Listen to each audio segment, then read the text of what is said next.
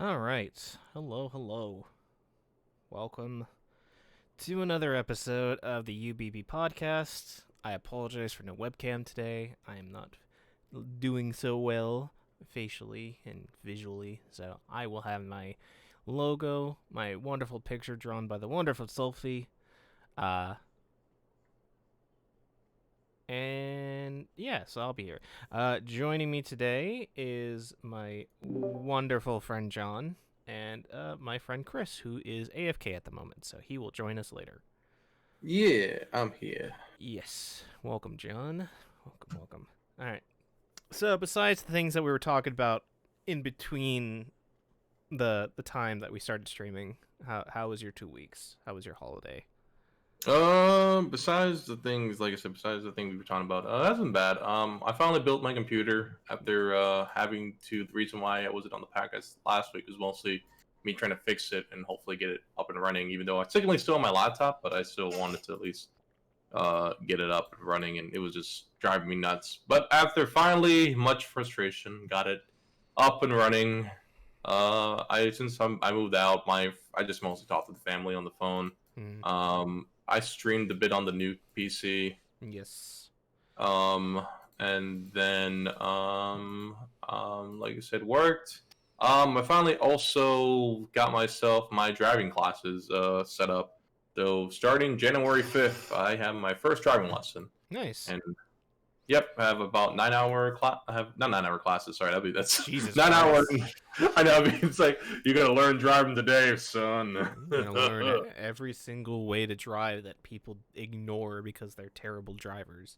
Yeah, but I mean, 9 hour, 9 hour, was it 9 hour? Not 9 hour class. What I'm thinking about, 9 hour. I guess Total I think it's sessions. 2 hour. Yeah, total session. I think until and together it's be 9. So I think like two, 1 hour and a half, like each these next 5 days, like that. Mm-hmm. Spread up apart about 5 days. So yeah, and then hopefully then I'll do my after I feel comfortable. I'll probably do my road test, which I can do with the school too, which is great about that. With their car too. So and then after that, hopefully look into a car. Nice. So yeah, that was yeah. I think in terms of streaming, I think I'm almost done with BioShock. I don't Really? have. Yep, I think I'm almost done with it. I think I'm at the halfway point. I know it's like I try to just focusing in on it. I was gonna, I think depending on how things went today, I was gonna either continue BioShock today or go back to playing Last Urban, but we'll see. I guess it all depends on how things are, but yeah, that's pretty much my day. And your holiday, you just Yeah, so yeah, yeah, I talked with the family. Just checking in on them. I think at that point, yeah, the commute looked clean. I think I streamed also that day along with just cleaning around the house, which I'm in the process of cleaning some stuff because Monday I have my friend RC is giving me her couch, so I'm gonna go pick it up at her old spot and then get it dropped over here. And then she also gave me a TV that her coworker gave her because she couldn't, I guess, she couldn't keep it in her house or like that. I think she said like for her TV display it said it wasn't like it was too big for it, something like that. I forgot exactly the issue, but I got a free TV and a free couch. I think the only thing with the couch was that it was got like a slight pixel off. I haven't seen it yet, so again, like I said, I'll probably still like it, but I don't think I'm just trying to slowly get furniture. So I guess I got slowly getting furniture for living room too. So wasn't planning until like next year. So interesting. Yeah. So you're gonna have multiple TVs then at this point? Yeah, I have two TVs, one in the living room, one the bedroom. Huh. And I guess technically my monitor, technically, I guess if you want to technically, because I can technically play off the stream off my monitor, but I usually play it on the TV, and then I'll usually just look at chat. I think I might just buy the switch where my monitor's placed though, only because I feel like the way things are now, it might be better to do that. Or I don't know, I'll have my laptop as looking at chat as my temporary second monitor until I get my next monitor next year. Yeah. We'll see. Okay. That's good to hear. The only thing I would probably say is like as for driving, the big thing you're probably gonna want to get over is the fear. Yeah, I think I'm mostly. Well, I guess I am nervous about driving a bit, but I guess the most of the thing I'm nervous about is really just parallel parking. I know that's a kind of a It's gonna. crap show. It's not too hard as long as you have enough space. Um, it's really not that hard. Once you get used to driving, it's really not that hard. It only becomes hard if you have to maneuver in with like a very tight space where you have to be a lot more precise. Yeah, Otherwise if you have like a huge space between, like say like it's just the curb and there's no cars anywhere, you can easily parallel park. yeah. The biggest thing that I remember is like from when the driving instructor who passed me on the first try with the driver's license is that he said people are inherently afraid and that you just need to relax a lot more.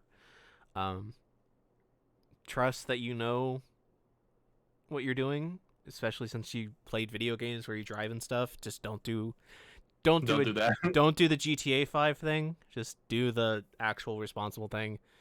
Once you get a feeling for whatever car you're driving for your test, hopefully it'll be the same one that you're using for the school. Yeah, that's what I'm hoping for too. You should be more comfortable. Because what they'll have you do is they'll basically, I think the DMV has like 3 different courses for the actual license tests that the instructor will have you go through. They'll also, like, depending on if they see people or they'll see cars or stuff, they'll have you do the improv test. Like, say like you see, he tells you to make a right turn, and he sees a pedestrian crossing. Make sure you wait until the pedestrian has actually gotten to the other side of the crosswalk and is on the actual like cement, is not on the crosswalk anymore, because you can get docked for points for that. Because legally, when you're making a turn, you have to wait until all pedestrians have crossed to make the turn. So just remember that. It might be different in Texas, but I'm pretty sure that's like a universal thing. So they might test you with that. He might test you on parallel parking. Like he'll just like tell you like, hey, I need you to parallel park right here, and then you do it, and then he'll check off, and then he'll just have you keep going. So just make sure you follow the speed limit. You make sure you use your blinkers. You look over your shoulders. That's the other big thing. And you should be fine. You'll probably pass on the first try, if not the second. Yeah, like I said, I trust you, John. Yeah, I don't think much as I'm a bad driver sometimes. I think in Cyberpunk it's like driving is a little bit weird in Cyberpunk. Driving in Cyberpunk is very weird, so don't worry. Yeah. Yeah, like I said, pretty good driver in GTA though, I would say. At least nowadays. But yeah, so on my side, yeah, what was your 2 weeks and how was your holiday? the first week I was dying.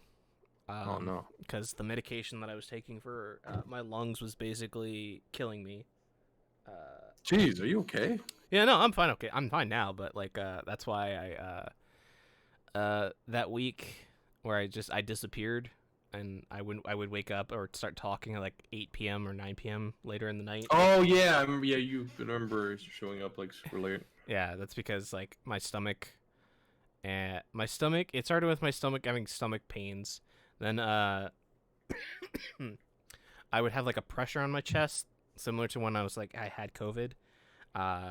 So I was dealing with that, and just because I had the doctor told me if I started feeling worse, I had to stop taking the medication. So I had to stop taking the medication.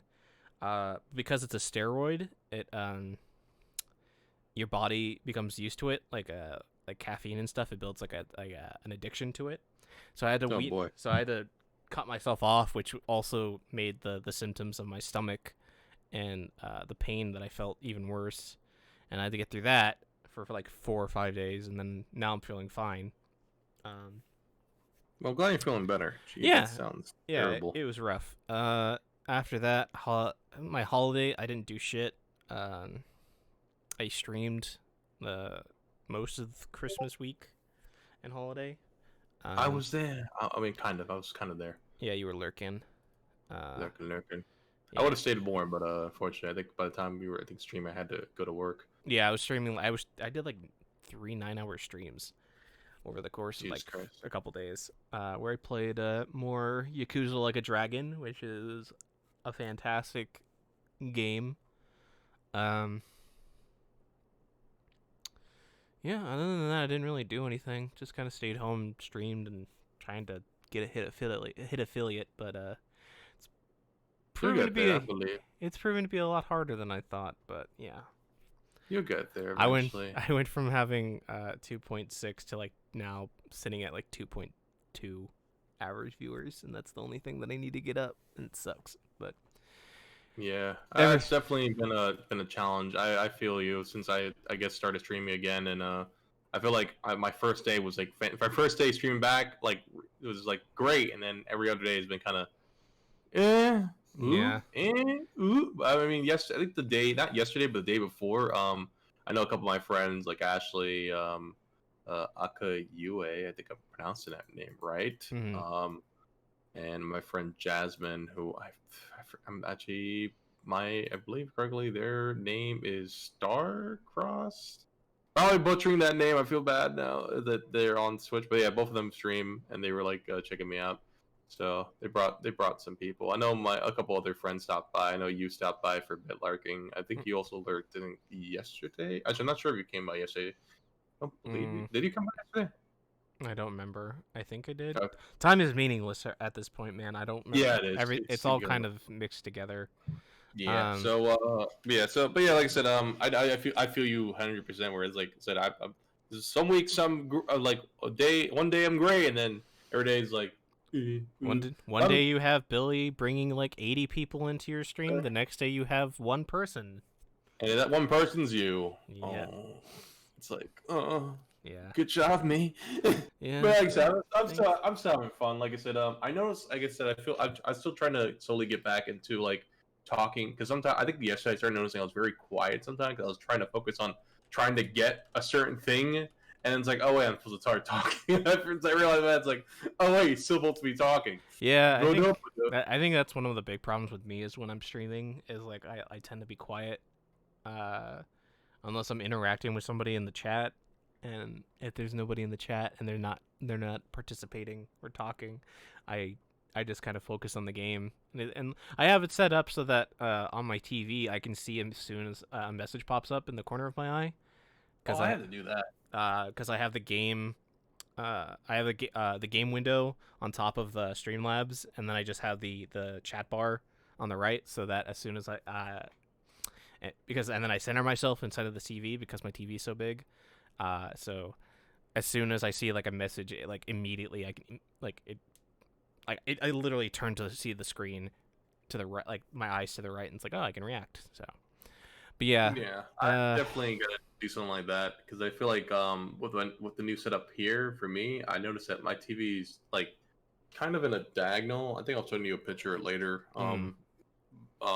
Like where my computer is to the right, and then I have instead of like before where it's like to the right of me, it's my computer's like kind of behind me, and then I have to kind of turn a little more than usual just to look at the chat and then go back. But again, like I said, if people are there, I'll respond as much as I can. Unless there's something where big boss fight, it's like, oh fuck. Yeah.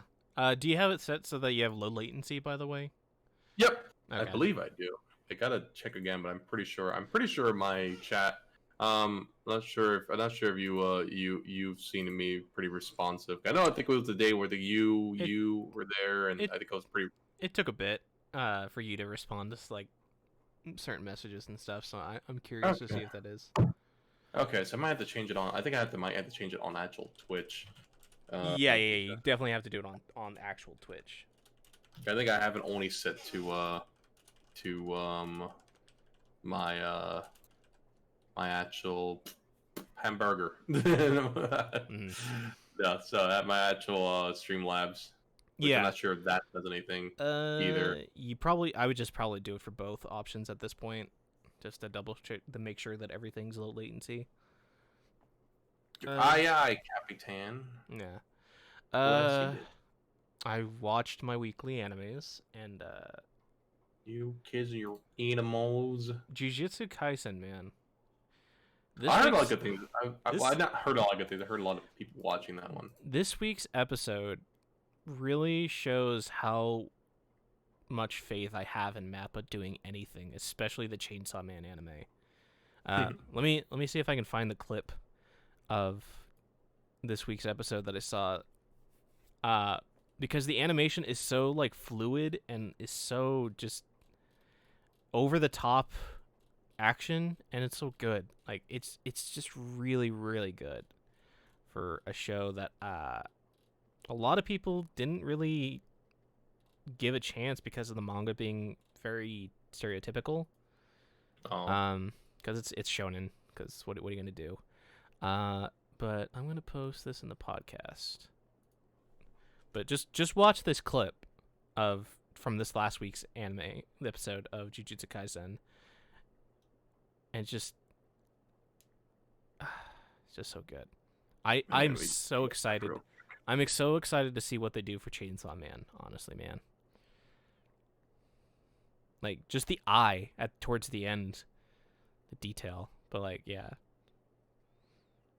the two characters beating the shit out of the bad guy. It's crazy. So excited for how they do some of the fights, and since some of the fights in Chainsaw Man have been really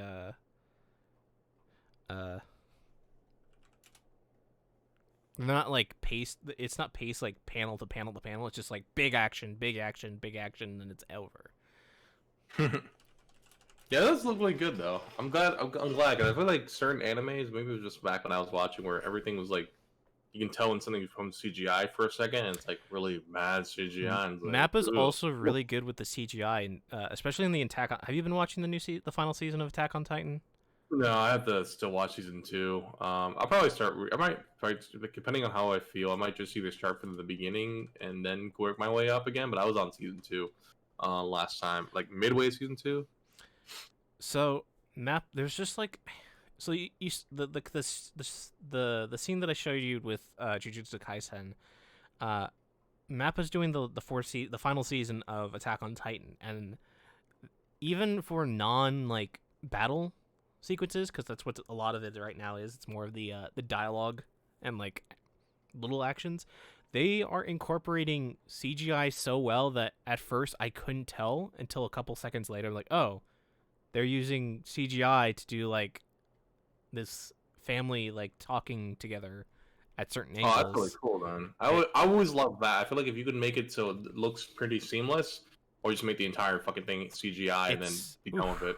But also like even their like 2D stuff.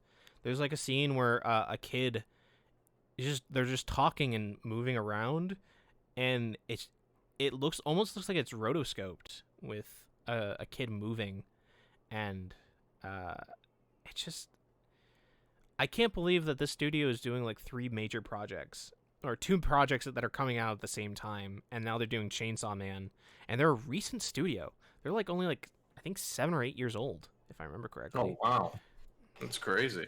That's really good though. I'm really happy though. I gotta start watching anime. I think they were founded in 2011. They've only been there's only 9 years, and there's only about 200 employees. Oh boy. And it's they just killing it, absolutely killing it. And I don't like. I'm looking. They did the Hajime no Ippo anime. God, I haven't heard that in anime in a long time. Yeah, Brody was talking to me about it a couple weeks back. I forget what we were talking. Why it got brought up. I forget. But yeah, I'm like, they did Kakegurui. Okay, so they do a lot of like really good Zombieland Saga. Okay. Saran Zenmai. Okay. Yeah, that's a weird one. Grand Blue Fantasy, the animation, season 2. They did the God of High School. Oh, nice. Oh, fuck. Okay. Yeah, they are doing a lot. But yeah. Also, they did the Yuri on Ice movie. Oh, okay. Also, I think I do have low latency on at Twitch. So that's really strange then. Huh. Weird. But yeah, so I've been watching. No, get out of here, bot. Be gone. Be gone, thought. Oh yeah. If you ever get oh jeez. If you ever get a bot that says like, "Hey man, like really love your stream," and it just like quotes the stream name, Yeah. that's a bot. Oh, definitely. That happened to me like a couple nights ago. It's like, "Hey man, I really love your stream. Yakuza Like a Dragon. Yeah, so great. Good stream. I will make you a banner. Click my channel if you want banner." Like, and I was just looking at it and I'm like, yeah, "Sure, dude. Okay, Jack. Sure. Okay, Jack." Oh, okay, pal. And then when you notice that they don't talk anymore, it's like, Mm-hmm. Oh, here you go. I have to start looking at chat more. I was looking at low latency, but hey Chico, hello. Yes, Ichigo's in the chat, and her friend is making a awesome custom banner for her channel, so she's going to be making that and using for merch too. So congratulations, Ichi. Sweet. Congratulations. Congratulations. Congratulations. That was just a good. Oh man, Evangelion. Oh, did you watch the Mega 64 live action? I have not. Oh my god, weird. it's so fucking great. It took them like 5 days for it to render in 4K. He just wanted to become famous, lol. It's apparently they're also going to be doing the end of Evangelion in like 5 minutes. But Oh wow. I also like the fact that even though it says like Evangelion in 5 minutes, it's like it's usually like 10 to 12 minutes or something. Jesus. But it's great. I highly recommend watching that video. I don't know. You got to get into. I don't know. I wouldn't. It's one of those animes I wouldn't say I hated per se. It wasn't. It was one of those animes I think I never seemed to super. When did you last watch it? There you go. If it's been a while, you should definitely watch it again. That show is very much. Yeah, definitely. I have to definitely put it on my list of things to watch at one point.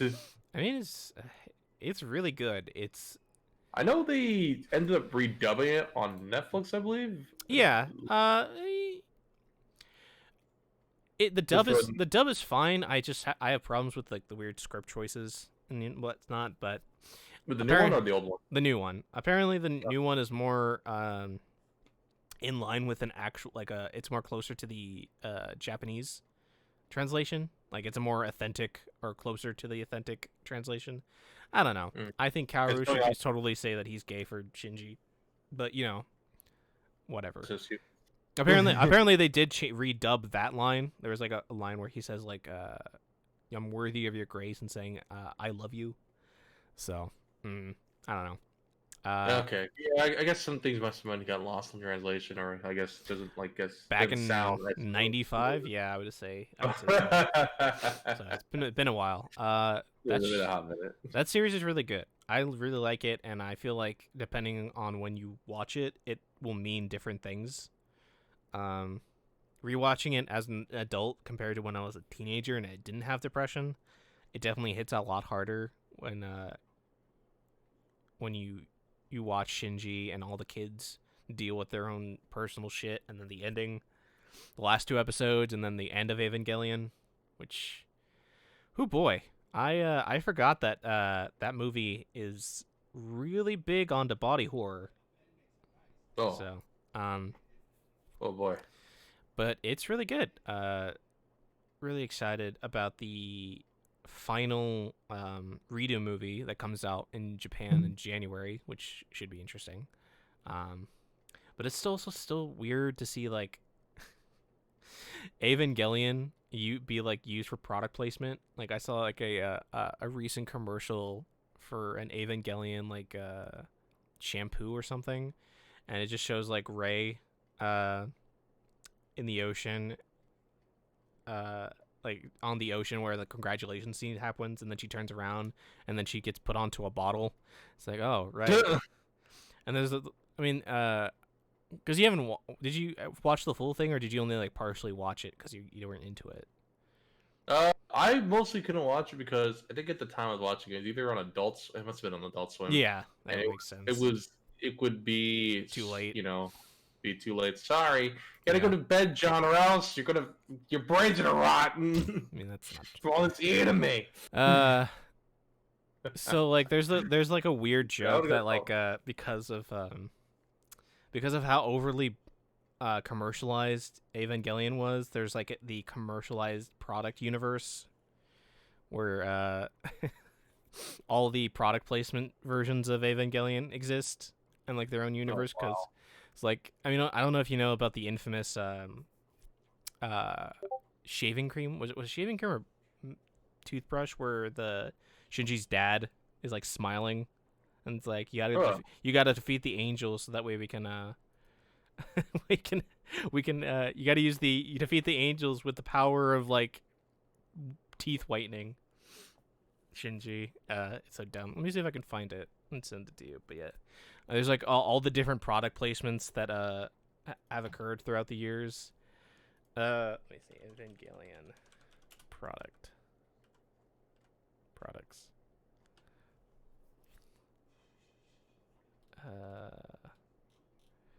Evangelion products commercial.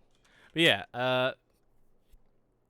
oh yeah, there's like uh there was a recent commercial for a smartphone in China that had like a super highly rendered CGI trailer of oh, Unit geez. 1 running through Tokyo 3 for no reason. Oh yeah, it was Schlick. It was Shtick razors.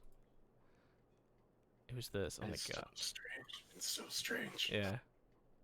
Let me see. God, I forgot about this. Posting in a podcast.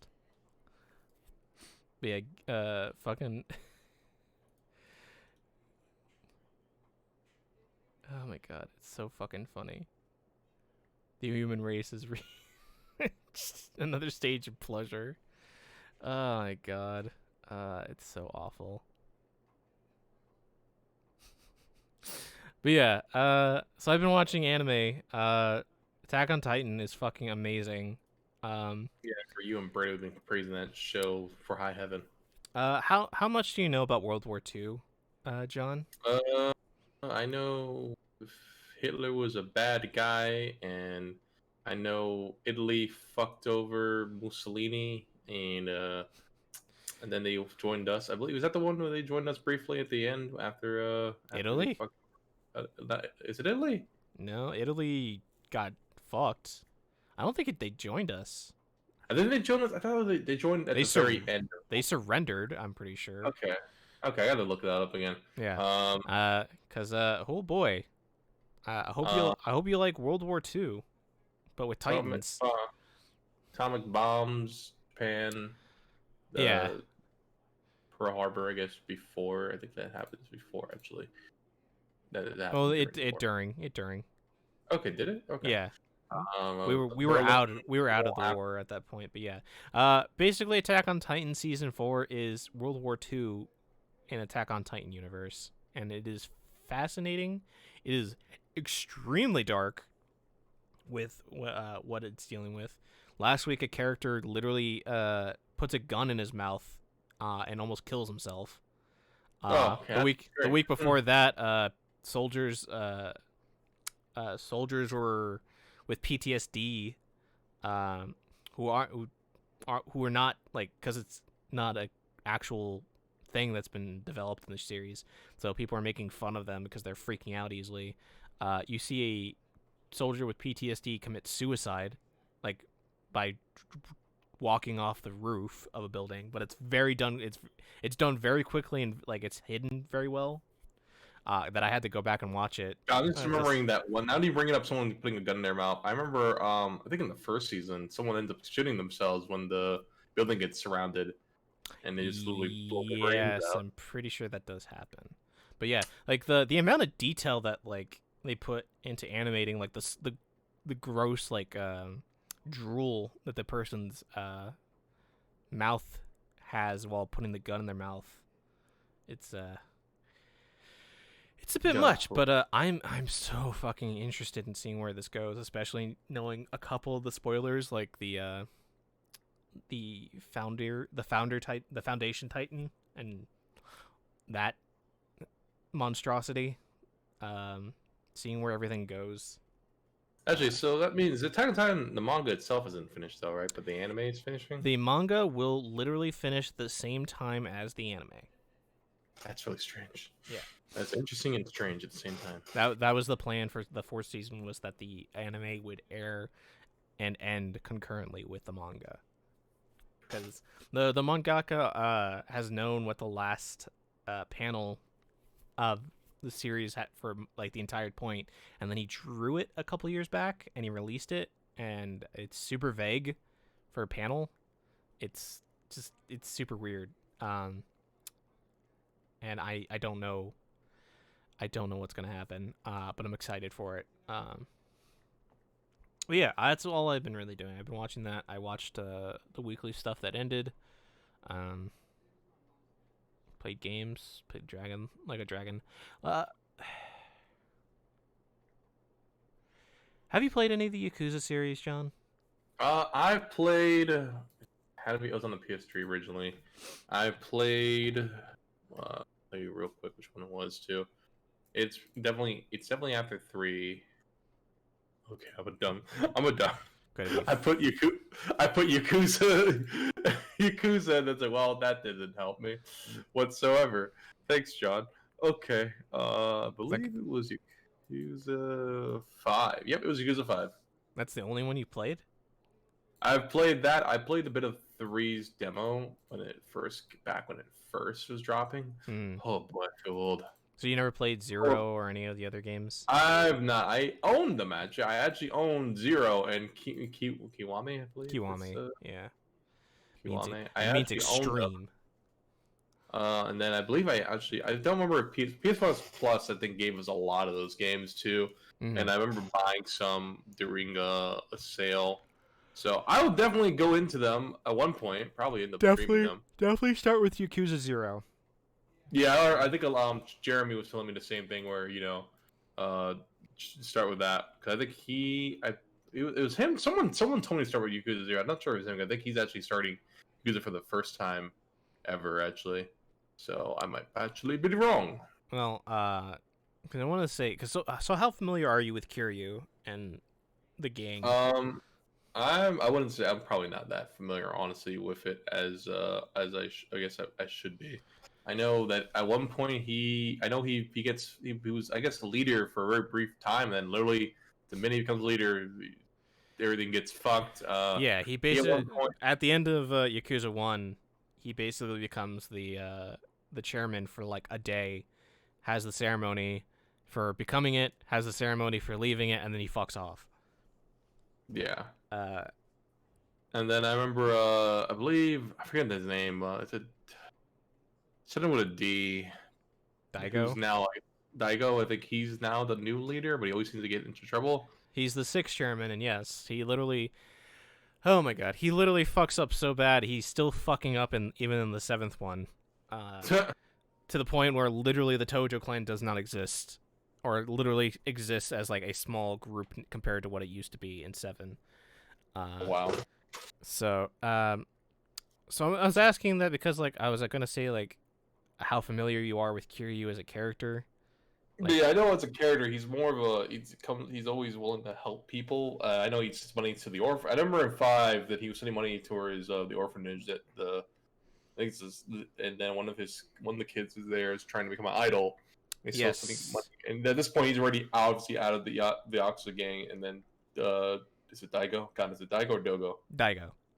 Daigo is trying to slowly ask for his help, but again, like I said, that's as much as I played on 5 per se. Yeah, 5 is what leads into into 6 with Kiryu. So his last I guess time as main character. Yeah, 6 is his last time as the main character. So far, do you think they always pull out actually number 8, and then he comes back to the main character? No, he's 6 is the end of his story basically. That's part of the news that we'll go into a little bit later, but basically after 6, Kiryu's storyline is basically done. He's cleaned it up, but to explain like what was going on in 5, basically from after Yakuza 1 or during the events of Yakuza 1, he actually adopts a little girl named Haruka, and basically starts once he leaves the Tojo clan, he starts an orphanage, like just like his father, his adopted father did, which Yeah. is the Sunflower. And And so that same girl in the first one, she's the one that's coming out, if I'm not mistaken. yes, I don't know what exactly happens in 5. All I know is that like the reason why he is supporting her is because of course it's she's basically his daughter in all but actual name. Um but because he's Yakuza, like anybody who looks at him like that man is a Yakuza even if he isn't it. So if he's associated with her in any sort of way, her career as an Yeah. idol is basically over. And that's basically Yeah. what the story of 5 is about, is like Haruka basically distancing herself from Kiryu so that way she can live out her dream, because she's had a rough life, especially in 1. Hold on just one sec. All right.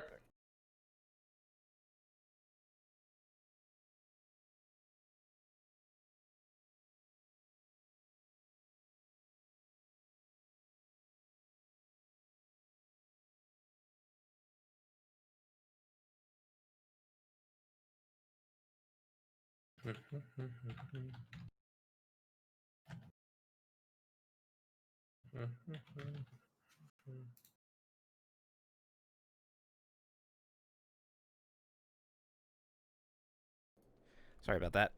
It's all good. Um,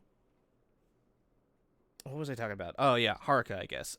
So when you first meet Haruka, you find her in a bar with a gun in her hand because she accidentally killed a guy that was trying to kill her. So yeah, that's the introduction to Haruka, and basically Kiryu has raised her from when she was like 8 till she's 18 in 5, I think, something like that, 17, 16, and then in 6 where she has a kid and stuff, and that's the whole complicated mess and whatnot. But Kiryu as a character is pretty much a like stoic badass of a man. He's a legend. He's a legendary Yakuza. Messaging me. Um. So he's very much static when it comes to like his personality, where he's always going to be stoic. He's always going to be quiet, and when he gets angry, he's very loud, and he's able to beat up the bad guy. And That's then you have Yakuza 7, and you have Ichiban Kasuga, and he is literally my favorite character in this entire franchise now because of how goofy and silly of a character he is. He is, like I've said in every single stream description, a himbo. This man would literally eat a sandwich off the fucking underneath a car. oh Jesus Christ. This man literally develops a friendship with a fucking crustacean so that he can summon it. He's probably my favorite character in this franchise just because of his personality. Kitty cat. Oh man. Oh, kitty cat. Ooh. Kitty cat. Meow meow meow meow meow meow. Kitty cat. My cat's trying to get into my lap, but he's stuck on my leg. Oof. Ah, it sucks. He is the best. He is a literal person with a heart of gold. Ooh, ah. All right, hold on. Oh my god. One more sec. Jeez. Oh my god, kitty cat. I'm sorry. I'm trying to get up. You stuck? You're stuck in my pants.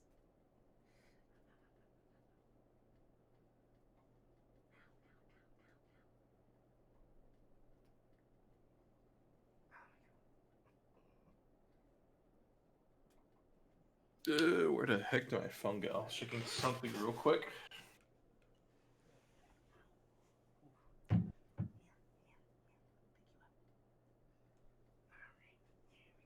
Here you go. All right, there we are. Okay, now he's in my lap and he's not stuck. All right. But yeah, you were saying. Ichiban is the best, and every hour I play of this game, or he is in it, which he is in it every single because he's the main character. Yeah, Is great because he's literally he's fucking hilarious. Kaiji Tang, the English voice actor, is fantastic as him. He definitely is able to give off that performance of a dumb himbo very, very well. Like, I think my favorite thing to like describe him is like, you know what the word ludicrous is, right? Like what it means in context. Like it means supposed to be... it's like it's ridiculous. It's like it's basically yeah, very good. Yeah. When somebody uses that word in reference to Ichiban's like, huh? Mate, stop. Use some real sounding words. It's like, oh my god. I think that's one of my favorite introductions to like how dumb he is at like 20 something. He's great. Like Even he's 40 something now. It's like, he's 42 and basically is the hero of a Persona game with a Yakuza skin on it. I forgot what you told me when that came in. It's like, yeah, Johnny, you got your older version of Persona now. You could be a 42-year-old man and have your harem girls. It's like, oh my god. No, we only have Psycho, the main female lead, Eri, who is the business corporation girl. Yeah. And then I think you can romance the blacksmith lady who upgrades your weapons. And I think there's like maybe one or two more, because I know there's at least like 3 more party members, because you can have like 8 party members total. Cool. But that game is really good. I highly recommend get that game. If you don't want to play through the main Yakuza series, because the 0, 1 Kiwami, 2 Kiwami are more modern, and 3, 4, and 5 are very dated. 3 was like 2008 or something, and you can feel when you feel the remastered version of it, you can feel it. 4 is a little bit more closer to the modern stuff, and I haven't played 5 yet, but I definitely have to play them at one point. The only thing I have played of Yakuza besides playing a bit of 5 was technically Judgment, which isn't technically part of the Yakuza series, but just made by the same guys. It's in the same universe and in the same city, I believe, or not? It's in the same city as Kamurocho. Okay. But there's no references to anything either. It did sell well, so depending on how, like, if they announce it, so because the Yakuza series is basically a yearly series. I don't know if you know that.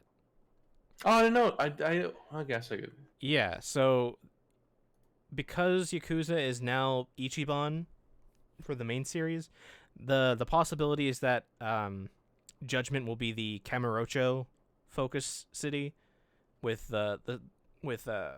Tak and Co.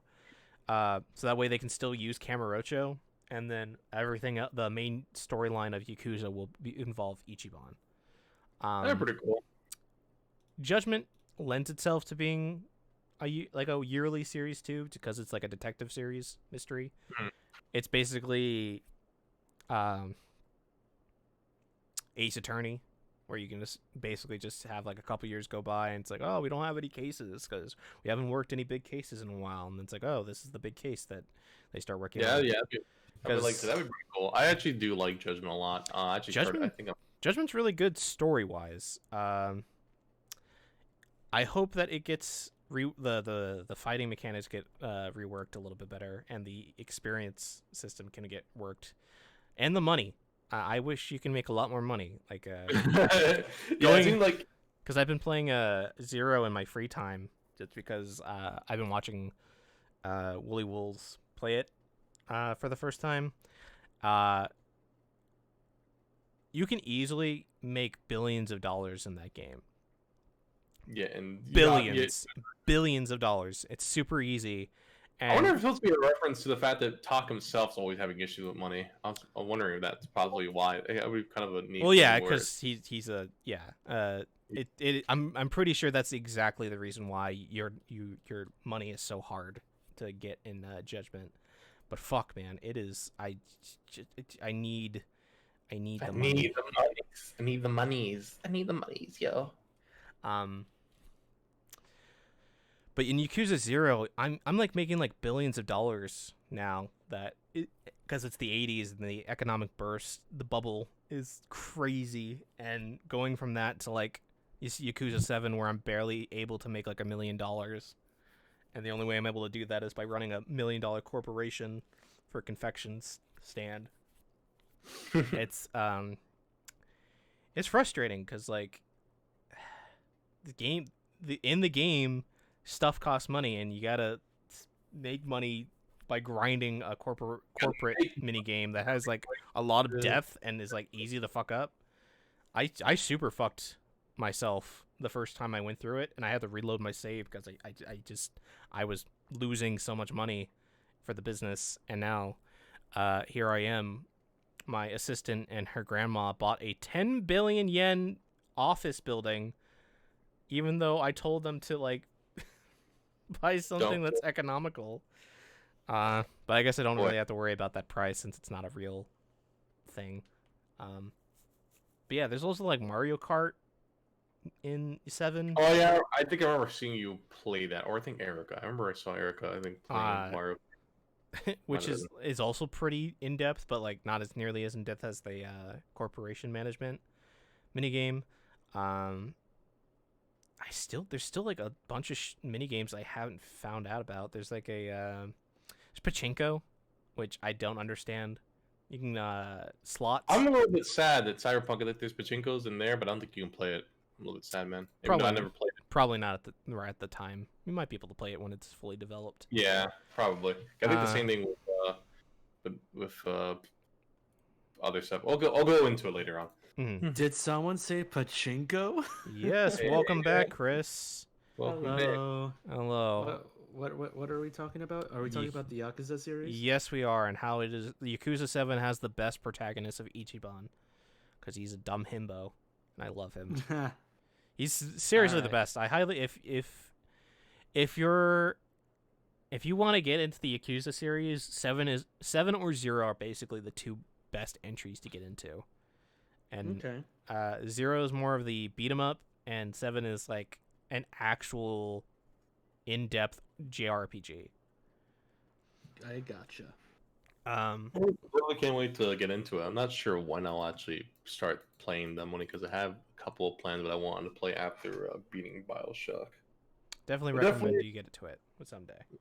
Sometime, definitely. Like I said, if not, I'll definitely have all of next year now. Yeah.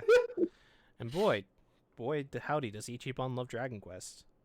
Did you know? Yeah. Did you know that the Yakuza devs specifically went to the creator of Dragon Quest at Square Enix and asked him if they could use the name and the sound effects for it, and he said yes, because that would be an honor.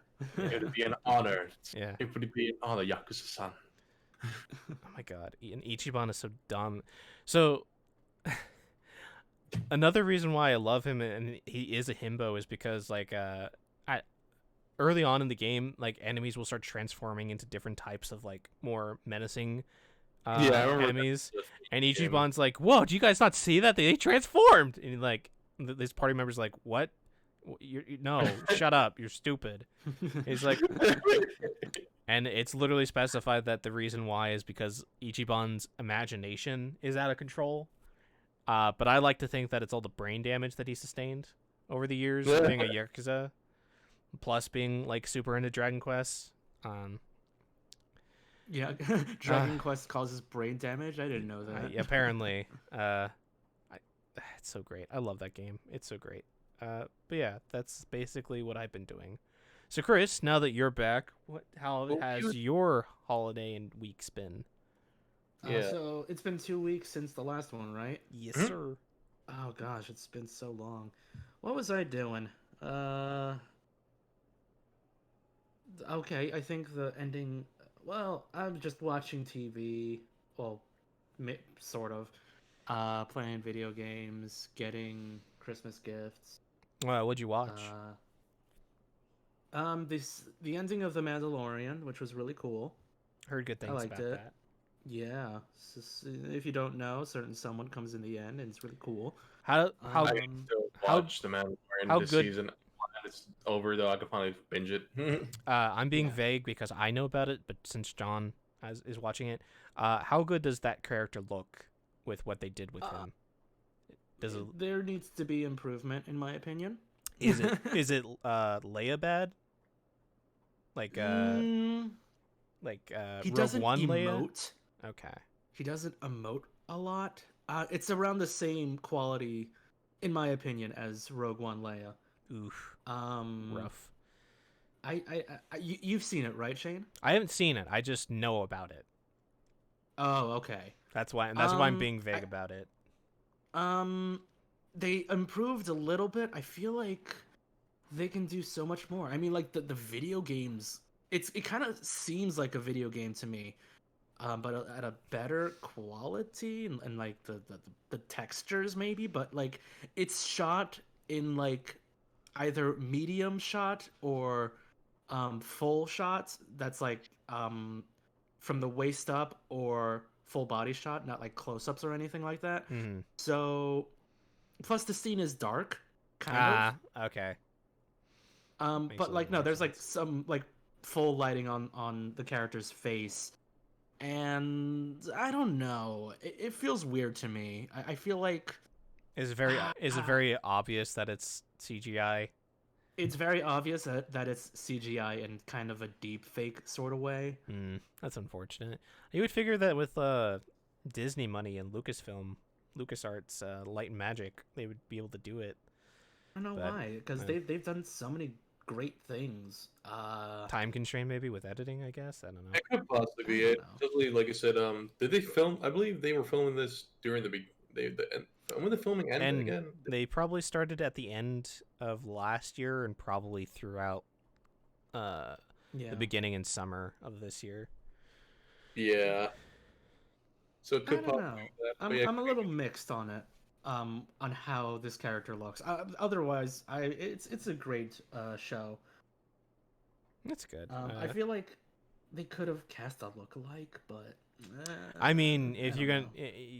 I mean, you have the talent around. You're not gonna, Right. yeah. I So definitely that gotta was start that. watching it. I feel bad. I feel it's like, damn. I wish I knew what you guys were talking about, but fuck, I have to watch it. Just get excited for it, John. Yay! Get excited for the It's fun. product. Oh boy! Then Oh consume. boy! I don't know. Chris, you also Anyway. watched Wonder Woman 1984, right? Yeah, Yes, I watched that. Yeah. I watched it Friday, I think. Yeah. So I've heard a lot of mixed things about this. I've heard Same here. I've heard at you say first, good things. I was okay with it. Oh. At first, I was okay with it, and then I thought about it, Mm-hmm. and I'm like, this is kind of dumb. Is it dumber than the first movie's ending, or is it just overall dumb? Like, the concept that this whole movie is based around is really dumb. that being Chris Pine being So- alive again? Do you know what happens in it? I don't want to spoil anything. I mean, Chris you can Pine. tell me. Chris Pine spoiled it that when he showed up in like art, like pictures and stuff. So I Well, don't. No, they I'm- didn't say anything about like what caused Chris It- Pine to show up. Oh, okay. So I don't know anything about that. So don't spoil that. But like, if it's the main focus of the It's kind of weird. is it? Yeah, it's a little weird. It's not it's not a Lazarus Pit thing, right? Lazarus Pit? Yeah. If that's Let me check. they revised people. I mean, Wait, it's oh, DC. that's- DC, I didn't know. so. Yeah, so yeah, you can always. He came back with the Lazarus pit. But he's super crazy. Oh no. No, it's not like that. I don't think so. No, it's not Lazarus Pit. Is, I had to look that up. No. is it dumber than that? It's kind of dumb. Huh. I thought about it. Like at first, I was just really happy to see a superhero movie this year. Mm-hmm. Yeah, we definitely need more. It's shot like a 1980s movie, That's cool. but like 4K and all that shit. You know, if 1980s had 4K resolution. Yeah, Yeah, because what it was like slightly untinged or what it's called. it's like the color grading and all that. It's really nice. It's fun. It's a lot of fun. Mm-hmm. don't think too much about the concept. It's kind of weird. Mm-hmm. How What long else? does it take place after the first one, if I may ask? Well, This is nice. Yes. it takes place 40 years 19 after the first movie, technically. 'Cause- 1984. Since it's a flashback. yeah. Since the first Wonder Woman is a flashback. Yeah. Yeah. Isn't this Um, also technically a flashback? 1984. Yeah, No, no, it's what- actually. Is Hey, it not? this is not a flashback. This is 1984. Are you me kidding that. me? Oh. So Yeah, I thought. so wait, it that's has really- it has nothing to do with like modern day Diana? No. Oh, that's so weird.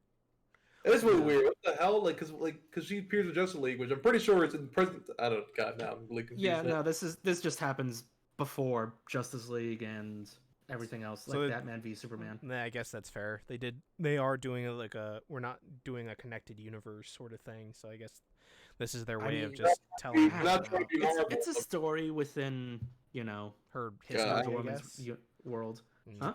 Within her like personal history, I guess. Yeah. Yeah, I guess that's the only good thing about Wonder Woman, where you can technically go as far back as you want with her characters, and she's I mean, like, yeah, you technically can. Not really. Not with the movies anymore. You can okay, never. Ah. you can go to World War One. Well, Well- Wonder Woman apparently has been around since forever, so Well, How long- the first movie was in World War One, right? Not World War Two. yes. So- World War One. Do they give an explanation for what she was doing in World War Two in '84? No. Are you No. fucking kidding me? No, this is Cold War. Fuck. It's Okay. Cold War. So she just Wait. so she participated in World War One, but didn't participate in literally the Second World War. That's so weird. That's- What? We that- don't fucking know. I'm We out, don't boy. know. Let's war. Well, that's what I'm saying. It's like they don't make any sort of reference to it at all. No. That's really no. strange. I would be like, yeah, I actually took a break, or like I played a small part of it, something like that. A little bit of like. You'd think that would happen, but no. It's just, hey, this is gonna be in 1984. Have fun with it. What happened? Um, What happened? What happened? I need to know. you don't need to know what happens in World War II. Captain America comes in punching Hitler, but that's a Oh different god! universe. I punch Hitler. Punch Hitler. Punch Hitler Um, 5 times. So, like the actors, they're really good. It's just the story, weird. Mm-hmm. It's just weird. I don't want to spoil anything because it's Kristen Wiig is a good villain. Kristen Wiig surprisingly is a good villain. That's Turns into a good villain. surprising. Not bad. But yeah, Not bad. I'm comedic not- comedic actor becoming a comic book villain. It's I mean, that's been done before, but like, Yeah. just interesting. Wait, who's the bad guy here? Huh? Kristen Wiig, Kristen Wiig, Okay, I never heard of her. Sorry. SNL I sh- star. SNL. Oh, okay, that's interesting. A lot of comedy. A lot Um, of almost all comedies. I don't think she's ever been in like a drama or anything, right? Her Very debut. little. Hmm. So it's Kristen Wiig as Cheetah because it's plastered throughout the Ad- trailers and advertising, so Yep. you know it's Cheetah. Cheater girls, friends for life. No, I'm sorry. If I don't get the reference, I love you. And then there's Pedro Pascal, He's in that. Mandalorian, the Mandalorian himself. the Mandalorian, is in this movie as actually the main antagonist. Really? Huh. Yes. Man, I Interesting. feel weird. Yeah, Kristen Wiig is kind of like the side antagonist, so it's a little weird. Interesting. But like the basis around it, I don't want to. They don't say much about this plot Oh, device at They all. huh. It's just I guess- weird. I I don't guess it's know. I'm not sure if it's slight spoilers, but I remember there's a cameo of a certain someone who played Wonder Woman. Oh right? yeah. Oh, she's in it. That's cool. yeah, she's in it. That's neat. Oh, okay. I was just like I said. Oh, that's kind of cool. I But kind that's of like that's actually a mid-credit scene. So Oh, Oh, well, there you go. oh, damn it! Now I feel bad. Nah. I really liked that part. I'm like, oh hey, that's Sequ- the old one. Is that a That's some- sequel bait at all, or Maybe. I know the director Patty Jenkins wants to do the third one to like round out the trilogy. Does Oh boy, Again, does the post credits or the ending I feel like lead? it's gonna be a thing. To like lead. No, It's- it's no lead ups. So it's Okay, so interesting. So it's pretty standalone. Like Yeah, it's its own story. yeah. Wow. That's It's just surprising. keep in mind, hey, Chris Pine, was it Steve Trevor? Yeah, he's not supposed to be there. Yeah. That was the big thing about like seeing him in like photos and stuff. It's like, why is he back? He's dead. Like super Yeah. dead. Lazarus. I don't know. The explanation is Dumb. I don't know. Yeah, I don't want to get into spoilers, I but wish like you did kind of use the Lazarus thing. Then at least will make sense. I guess I guess that would only happen if they introduced it in a Batman movie, like the Batman or something. But I don't know because that's not gonna happen in the Batman. But yeah, well, you don't know. Maybe who knows? I mean, you're going against the Riddler in the Batman, so is Oh, it yeah. Riddler, Is it the only- Penguin, supposedly? And- Riddler, the Penguin, and someone else. Yeah. Okay, look it up real quick. I'm Oh, actually interested. Two-Face. Sorry, that was it. Really, Two-Face? That's really. what the goons in the trailer have Two-Face makeup on. Oh, Cool. I kind of. I'm Supposedly, I'm there's glad they're not using the Joker. Don't get me wrong, I love the Joker, but I'm kind of glad they're using like not the Joker. they supposedly the next Batman movie after the Batman would be a Batman versus Joker. Batman versus Joker with Joaquin Phoenix Joker. Supposedly, Ooh. really? supposedly That's so there's weird. there's rumors I of wouldn't- that, but who knows? I wouldn't go that way, but whatever. Yeah, Um, I'm not sure how I feel about his Joker you- as would you- against his Would you 'cause, rather like- have fucking Suicide Squad Joker go against? go away. Go like go away. ah, ah, Go away. ah, ah. No, If no. he did a better job, I don't know. I feel like he could do a better job. The thing is, I feel like he could, Supposedly he's going to show up in the Justice League recut, so I don't. so I mean, that would make sense. that would make sense. Like I said, I feel like he could do a better job as Joker. I feel bad because I feel like he's a pretty decent actor. I just feel like piece of shit person, but yeah, he's pretty He's- decent in his. he's a piece of shit person, but do we help? I feel like he would be I feel like with the better direction, he would possibly be a better Joker. Maybe that's just me. I don't know. Just get rid of the stupid fucking tattoo. No, There you it's go. part of Better his personality. character. Don't No, you know? it's not. It's Joker, bullshit. Joker needs those ah. tattoos to become the Joker. That's how he got. It's no longer scars. Want to see how I got these tattoos? No. Anyway, Wonder Woman's a little weird. If it's a good time, at least it's fun. Andy Serkis It's is Alfred. standalone. It's just remember, hey, Chris Pine is in it. It's kind of weird. Yeah, they did mention a god, and I didn't even know about this. So, like a trickster god. Maybe that'll do Greek? something. Greek mythos or a different mythos?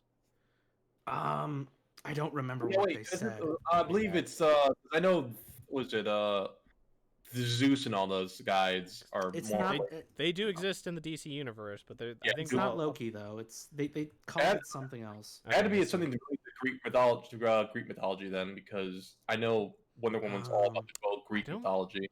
I don't think there is a trickster god in Greek mythos. Don't know. They're all pretty It assholeish had a and tricks. weird. They're Okay. all- Oh yes.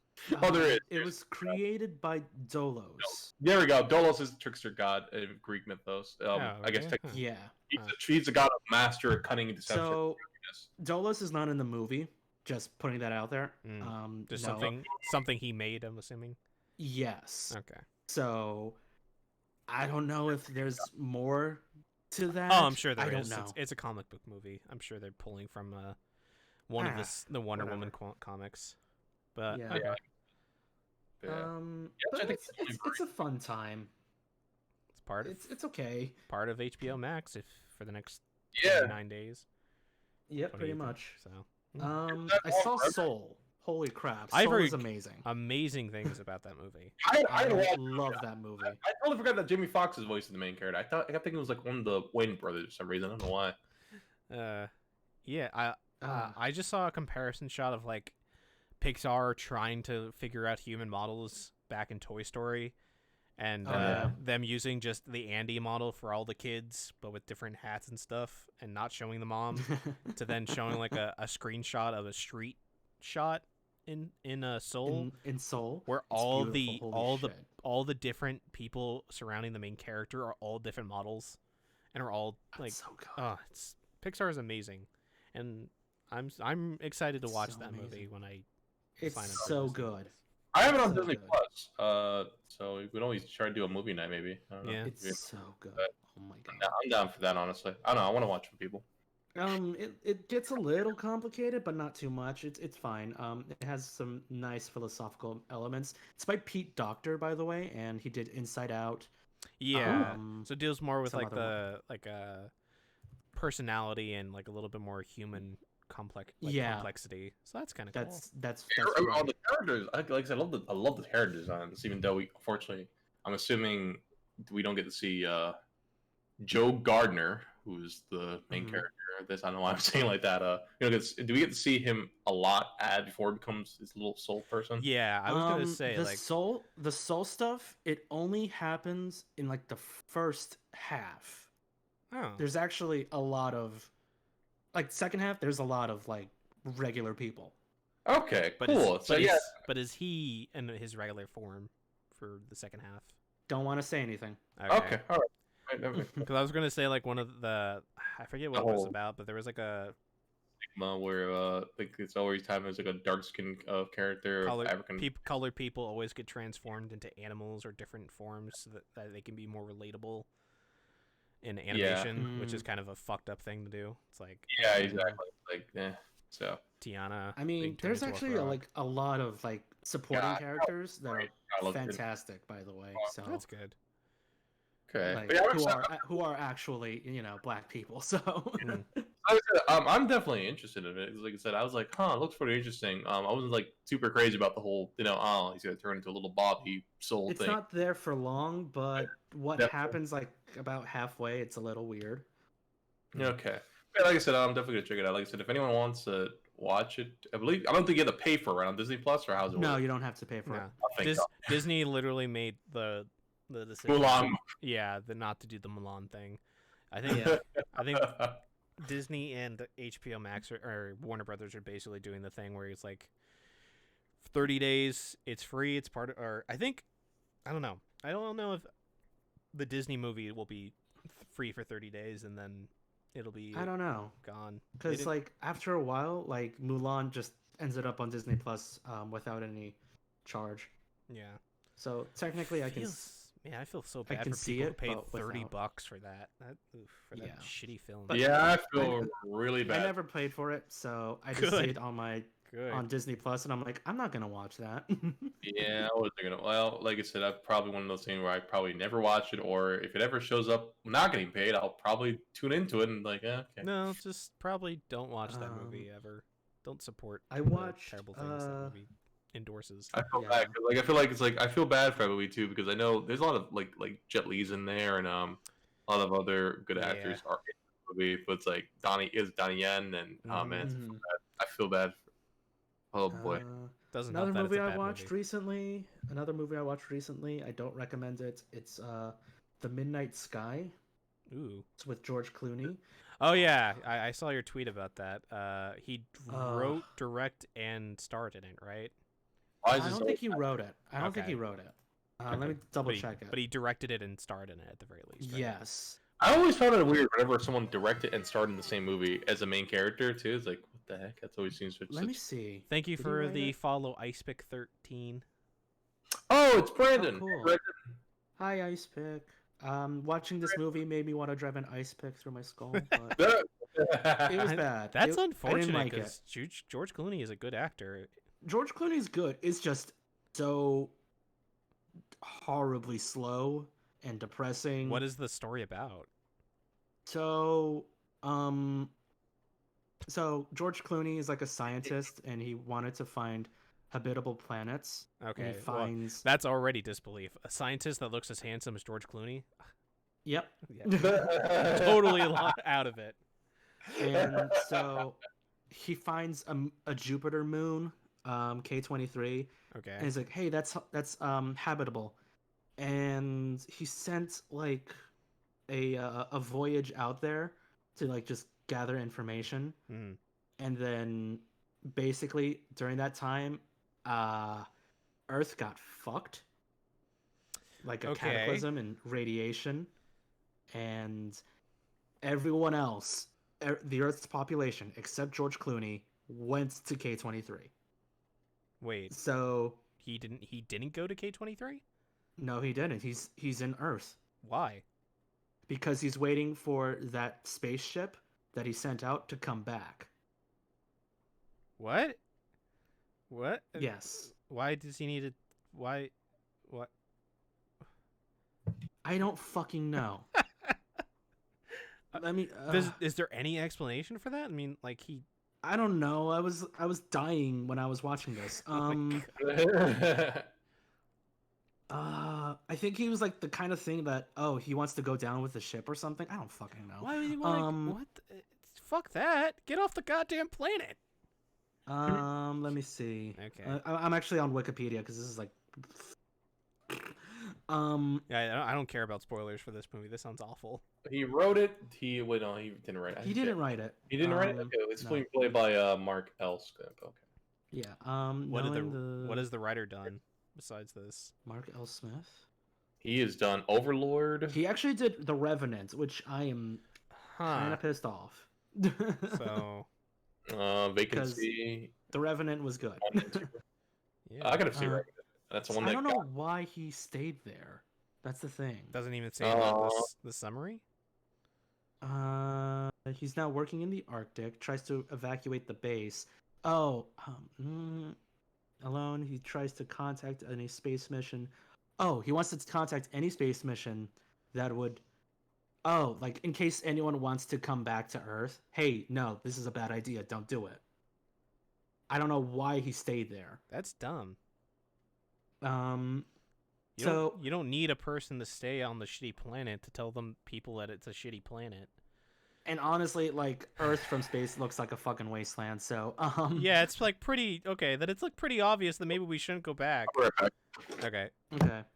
So Whatever. like, So however, in the middle of his like place in the Arctic, he finds a girl there. Mm-hmm. And I'm like, oh shit, I have to get this girl back to her parents. Everyone fucking left. So So the kid, Okay. The kid just got abandoned by her parents. Hold on. Is it like a Kevin McCallister thing where they just had so many kids and they just forgot at the airport? No. Oh my God. No. Jesus. So basically, tries to. Goes out into the wilderness. There's not a lot of oxygen, but halfway through the movie, apparently there's oxygen now. They didn't even explain that. Meanwhile, a space station called the Ether Oh my God. is trying to go back home to Earth because they were the first voyage, and they didn't know shit. But the new planet that they're on is habitable, right? So are they? Yeah, saying... but like not in their eyes, not everyone. They're just the only ones there. I'm like, okay, so let's go back. So they're just assuming that nobody else is coming, and they literally pass by the other ship full of people. Oh my God, this movie sounds awful, Chris. Stop reading this. But no, I'm trying to explain it. Only one mission. The spacecraft Ether is still active. What the fuck? Oh, was like all the human bodies like decommissioned because something happened? Jesus fucking Christ! What? Human bodies decommissioned? What? Maybe it was like a pilgrimage to the moon. So basically, Ether comes back to Earth, and they find Earth inhabitable. And they try to contact George Clooney. Hey, George Clooney, what the fuck? And it's like, no, don't come down here. I'm like, but we need to rescue you. But apparently, one of the pilots on Ether was actually George Clooney's daughter. Okay, I'm literally zoning out now. I don't care It's about so this movie. bad. It's so dead. It's 118 minutes long, and it felt like 3 hours. Christ. It's bad. It's bad. Ugh. George Clooney, why? During the process of first, going through the script, then acting it on set, and then editing it, you didn't think too much about this shit? Anyway, There must have been don't watch something in the original script that he liked or something. I don't fucking know. Ugh. It's like, oh, you're a world away, and I can feel the love and some bullshit. I don't That know. sounds dumb. It's so dumb. But George Clooney is a man who does use like a fucking as seen on TV product to cut his hair, so you know, who am I to judge one of the most handsome men in America? You know, I don't fucking know. It's a bad movie. Don't I just watch wanted to. I just wanted to hang out with my parents and watch this stupid film, but I was dying. Could have just bought like Into the Spider-Verse and watched a better film there. I mean, yeah, true. I recently watched that movie again before Christmas, and man, that movie is still so good. So good. I actually during Christmas I watched Sucks it's no longer on Netflix anymore after Christmas, but whatever. I can buy it. I watched Klaus. Heard good things about that. Yeah. Such a good movie. Oh my god, really good animation. It's a hand drawn with CGI models, right? Yeah. That's crazy. All of it is hand drawn, but there's CGI stuff. I thought it was as a base. It's CGI like models, but the textures and animation are all hand drawn, which is bonkers. It's so good. Anything else? I got Cyberpunk like last week. Yeah. Finally. Well, how did you describe it in the server? Somebody put a piece of shit on my phone. Oh yeah. What really? In the server. Yeah, in the server I said, "Oh my god, I can't believe it. Someone put a piece of shit in front of my door." And you were like, "What the fuck?" I was honestly like, "What the fuck? For real?" And then you posted seriously, I can't believe it. And then posted a picture of Cyberpunk. I'm like, "Oh, lol." At least you didn't get like tricked by like spooky like Tanuki did with the fucking box. Oh Jesus. god, that's horrible. Their uncle taking. That's bad. Fuck you, man. I'd be pissed. Damn, that sucks. So Tanuki's uncle gave him a PS5 box, but it was when he opened it up, snacks. it was filled with snacks. Like fuck you, that's dude. Fuck you. Whatever. Damn. Cyberpunk runs well on a PS5. That's all I have to say. It crashed twice, but it was under stupid reasons. Yeah. That game will be a good game a year from now. That's for sure. I like the story. I really do. So far, I really like it. Have you gotten to the part with Keanu Reeves yet? Yes. Is he good? I've heard mixed things about his performance. I think he went a little too ham on the voiceover, but whatever. Hey, it's Keanu Reeves. It's fine. It's Keanu Reeves. Yeah. Well, that's good. It sounds like he's acting something, but I'm like, I don't know. Is he acting or is he voice acting? Because I heard people say like he's not a good voice actor. Like I don't know how to explain it. It's like Keanu is icepick. Like, that is true. It's like you're overacting, I think. I'll get used to him, definitely. Like, he needs to do more voiceover roles. Actually, he doesn't really. He was great in Toy Story, so I don't know. Yeah, that's true. I don't know. I guess video games is a lot different than movies, so maybe it's just that. Yeah, I mean, I don't know what he was doing. It's like, you better do this or something like that. I don't know. It was a little too forced for me, but I'll get used to it. What else? Christmas happened. Christmas did happen. Yes, 2 days ago. Christmas did 2 days ago. Yeah. It felt like an eternity. Anyway, it really does. It feels like that was a week ago. Yeah. I got my folks some really nice stuff. That's good. Yeah. What I got, I don't mind. It's funny. I gave my brother an expensive Lego car set like those very like fancy Lego cars, Mhm. like a Mustang model, and he gave me a $20 gift card and a puzzle. I'm like, thanks. Yeah. Shows how much thought you put into your gift and how very little he put into his. Yeah. Aw, That's Welcome fine. back, John. Like whatever. thanks. Yeah. I got a Baby Yoda for some reason. A good, some a reason, good you Baby know. Yoda or like a fucking shitty Baby Yoda? It's an animatronic Baby Yoda. Oh, interesting. Yeah. Let me turn it on because it freaks me out a little bit. It watches you at night. Is it like a Furby or something, or? No, it's not a Furby. I don't know. It makes It's a Yorby. I don't know if you can hear that. Mm. That sounds scary. It's a little weird. It was making sounds that don't sound like a Yoda character.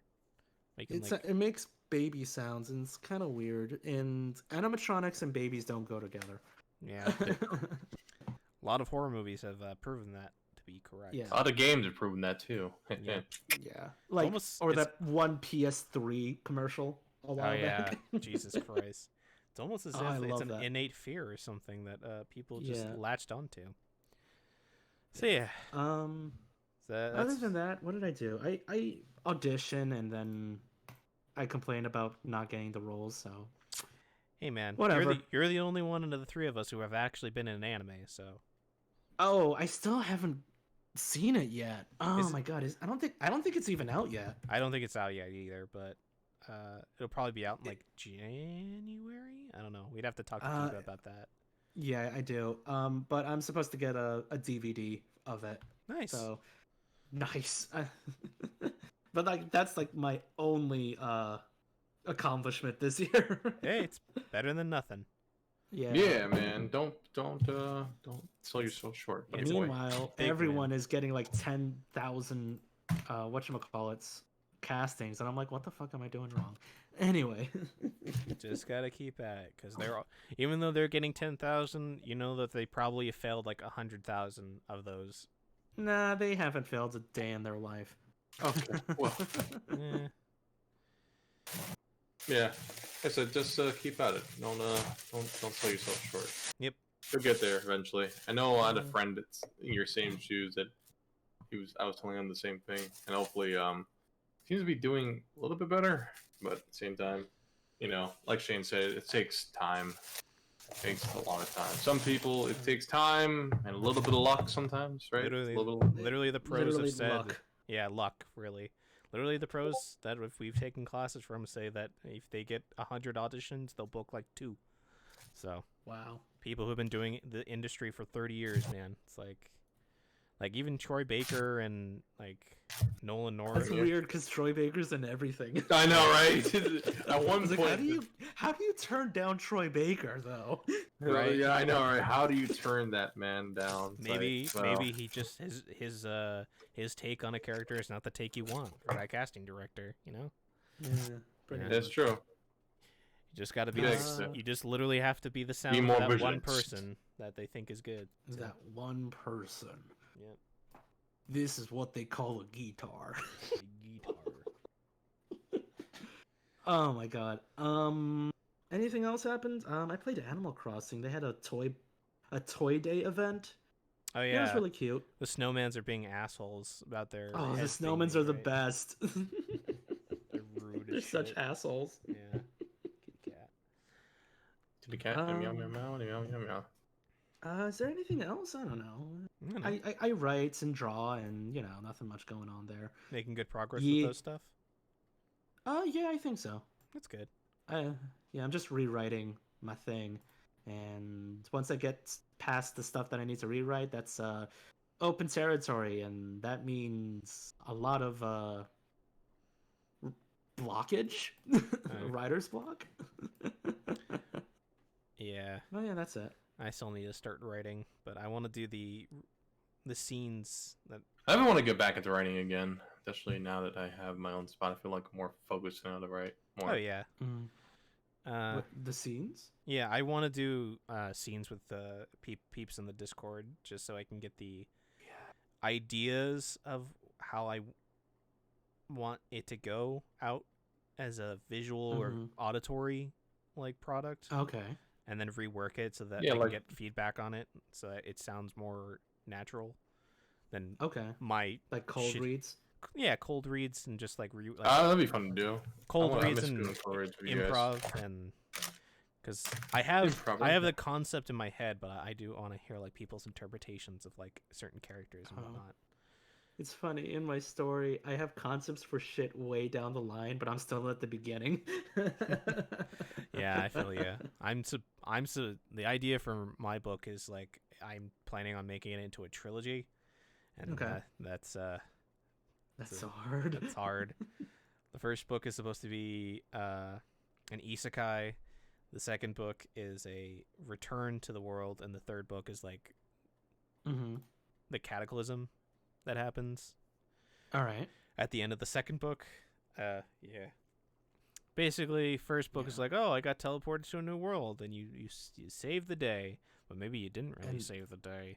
You get sent back home. Second book, oh man, sent back home to this world that has superheroes and stuff. And now that I have superpowers, I can finally figure out what the fuck is going on and why there's a connection to the isekai world. Oh, I just found out that I basically started the end of the universe because the multiverse is deteriorating. Fuck. Multiverse. Third book. Well, I gotta stop the bad guy from basically destroying the multiverse. Dope. Oh no, I was part of his plan the entire time to create a singular universe where everything and everyone is peace and is alive, and everybody who died, it didn't die, but their memories are erased of their past lives, and that's fucked sounds up. Fun. Yeah, it's super fun. I don't want to give too much of my stuff away because like what I'm thinking of is like far beyond what I'm writing down. Yeah. I have a concept, like the concept for the main antagonist is a man who destroyed his universe and was thrown into the in-between and went basically insane, and once he gets spit out into the main protagonist's universe, develops an entirely new persona, and his power allows him to basically be immortal. So he basically starts a crime. He takes over all the crime organizations of New York back in like the 1800s, and basically infiltrates all aspects of life so that he can build civilization to a point where superpowers exist, so that he can eventually find somebody who has a similar power to his, so that he can achieve the goal of destroying the multiverse to create a singular universe. So that way, that's fine. Basically, I don't think is there a superhero that has the power of control atoms? I forget. Oh, I feel like there should be one. You're probably. I'm thinking. I'm either that or I think. What's his name? The Atom in in DC. Doesn't I believe is. I thought he was he's like an Ant-Man where he just shrinks down to the atom. I don't know. I think he can also control Atom. I gotta making sure. But yeah, the antagonist has the ability to have full control over his every atom. So he's basically able to rearrange his atoms into any shape or form. So like say like for example, if somebody shoots at him with a gun, he has like perfect control over his body atomical structure that he's able to just allow the bullet to pass through him. Or like say like he has to fake his death. He's able to change his face and reorganize his life, and so it's gotten to the point that he's been alive for so long that he doesn't even remember the original face and look that he has until he sees the protagonist, who is basically oh my god, is a version of him from his original universe that has a better life than he did originally. So once he sees him for the first time, he now remembers what he used to look like, And so for the final confrontation, he takes on his face again. And Okay. basically mind fucks with the protagonist, saying like that they are one and the same, literally and figuratively, and that everything that happens was basically predetermined by him over the course of hundreds of years, so that he can accomplish his one goal of redemption, of destroying Doing the singularity, basically causing a singularity to make that singularity into a singular universe, so that the universe that the antagonist destroyed can be redeemed. Because, like I said, he destroyed an entire singular universe, and the idea of having billions upon trillions of infinite deaths on his accidental, like the blood on his hands, caused him to go insane. Then being stuck inside the in-between of universes, where he would hear people, like the voices of infinite people, and then just being spit out somewhere. It's a concept I have. I'm workshopping it literally as I'm speaking to you guys too, and but yeah, that's my idea. So I feel you, Chris. Yeah. I haven't even written anything, so you're way farther than I am. Fine. It's fine. I mean, like, I am flirting with an idea of a multiverse, but I am only going to touch on it. I'm not going to explore that. That's where people's headcanons and what was it called? Fucking alternate universes come in, because I don't AUs, because there's like a thing that I have in mind. It's like, hey, yeah, don't worry, there's a multiverse. We're not gonna go through it. And that, I would rather have people imagine things than me explaining it and like go adventure through the multiverse, because that's a lot. Because what I'm doing is an alternate timeline can be changed with like a simple choice in that butterfly effects. So there could be multiple things. And that's too much to handle. And if you do, you'll go insane. Like, yeah. But like, I am flirting with that. I am also doing an element of time travel, but it's for a very specific reason, and one reason only, for a certain character, and that's it. Like, I get, like, there's, because time travel can be very complicated.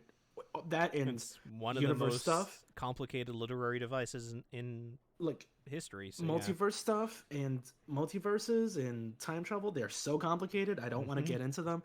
I just want to, hey, here's a hint of it. That's it. Like, this is just gonna be for like a story, and that's it. I might allude to it in the timeline of what I'm writing, because there's a certain, it's the way I'm thinking it, it's kind of like a mysterious boss character like you find in Kingdom Hearts games, who just pops in and out, and that's it. I mean, like, you're not supposed to know who he is, but he's a certain character. That's it. Gotcha. Sounds interesting. Yeah. Yeah. That's the only idea I'm flirting with right now, and I don't know what to name him. He's probably going to be called the Vagabond or something. And that sounds cool. That is a good name for a mystery. Yeah, it is. I do like those names. But yeah, I remember. I also am trying to get back into writing in general. I wrote a little bit of my story, but like you guys, I'm literally. I guess I'm writing it as I'm thinking it. I guess it makes any sense. Okay, that's good. Which I think, like Chris, I have like all these cool ideas. I want to put I can't wait to get to this idea, but it's not all the way in the middle of the story or the end of the story. Yeah. And it's like, oh, great. So what happens at the beginning? It's fine. On the first day, their God existed, and on the second day, he created light.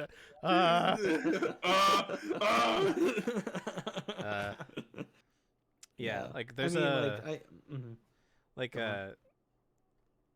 with my story, I wanted to deal with like mental health and stuff, and one of the scenes I wanted to workshop with you guys was the main character talking to his therapist about his dreams, which dreams are a big part of the series, and how the basically because the main universe where the main character takes place has like superhero powers and like superheroes exist in our government body and stuff, and people still it plays upon like my dream of wanting to be a superhero one day and me wanting to play Spider-Man as a voice actor. It's playing on the fact that the main character doesn't have superpowers at the point where he is at currently, because his powers have been suppressed because he's connected to the antagonist who has complete control over his anatomical structure.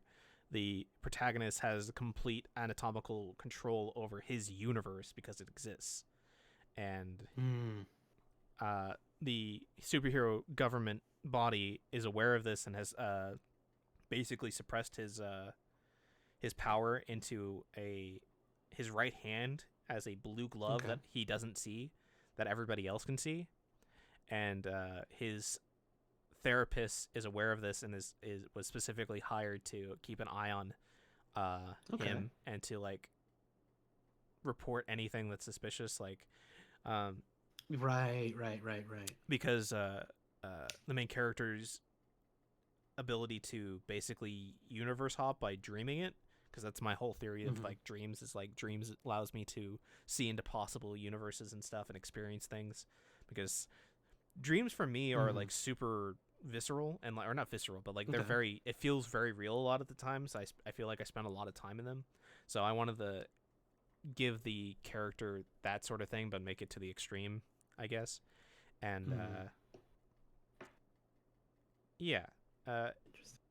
I wanted to do that. I want to workshop that scene of talking about the dream and to the therapist stuff. Yeah, because it feels I have an idea of like basically the dream is like him flying through a cityscape, and he in the beginning his dream is like, you know, it's like flying through a city, so it's like liberating and free, but then he becomes more and more lucid about it, and he starts realizing that he's not just flying randomly, he's flying towards something, and it's this large skyscraper that that he lands in front of, and he starts walking into, and as soon as he starts walking towards it, he starts feeling an overwhelming sense of dread and of anticipation, and he walks in, he sees that the building is absolutely empty. It's just basically a stereotypical skyscraper building.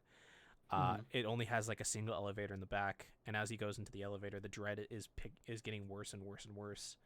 And as he descends down into the pits of the building, which feels like forever, the doors finally open up, and he sees a dark hallway with a series of screens on the back with what seems like a desk and a chair in front of it. Okay. All right. And the dread has now turned into visceral fear, and he starts walking towards the desk, and he starts noticing that there's a figure there.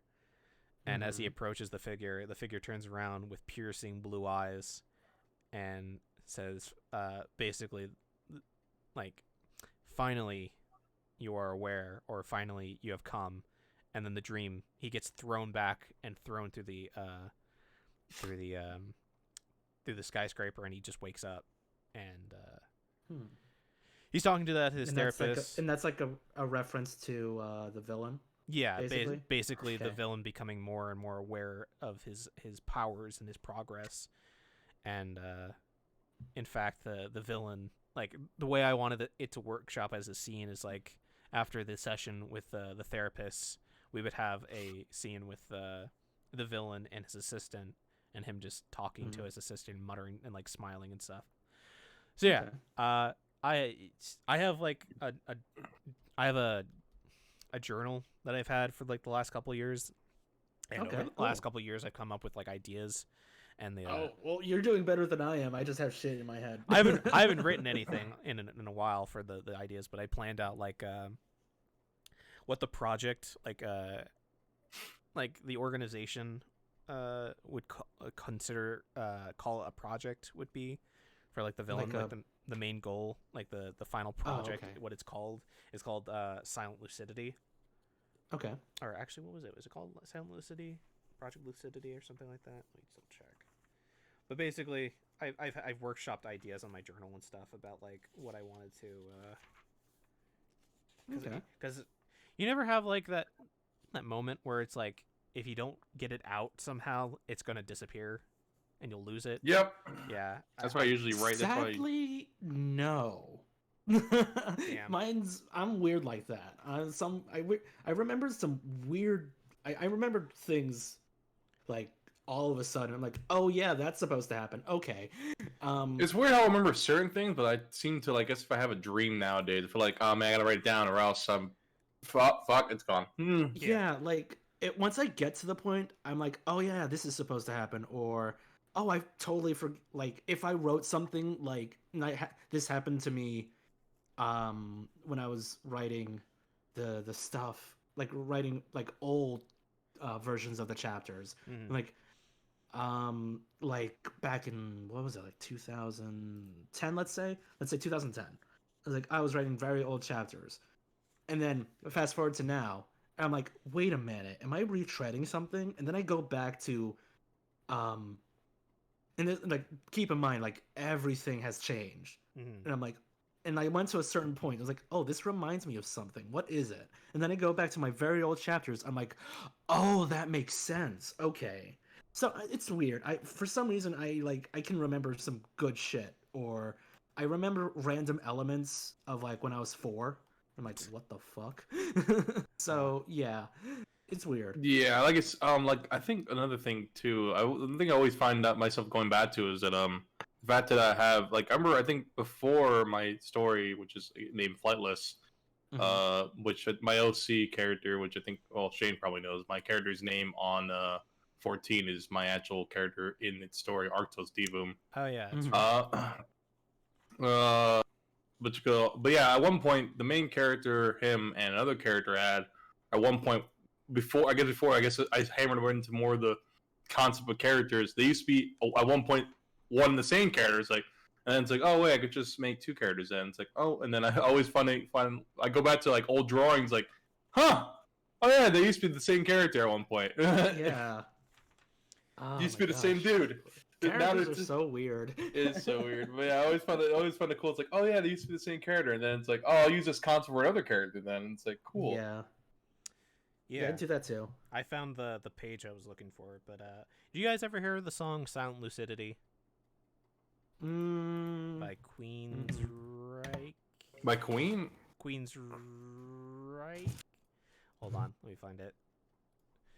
Okay. It's a very. I looked it up. I googled it. Okay. I don't know how to Googled say it? that. You Googled. I Queensryche. do not. There you go. Okay. So I was inspired by the song after my grandma passed away, which is what inspired me to start writing the story. So I named the project after the song, and then I named each of the phases after the actual sleep schedule. NREM, REM, REM2, lucid, and then silent lucidity. Yeah. And I literally, in my shitty ass handwriting, explained how, like, basically what I explained to you guys already, except it went more in detail of the isekai world, where it's a magic-based universe. And that's how, like, the main character is able to develop his abilities, is that he's able to participate in a universe that forces him to have to fight for his survival, and has to develop his abilities. And so because he's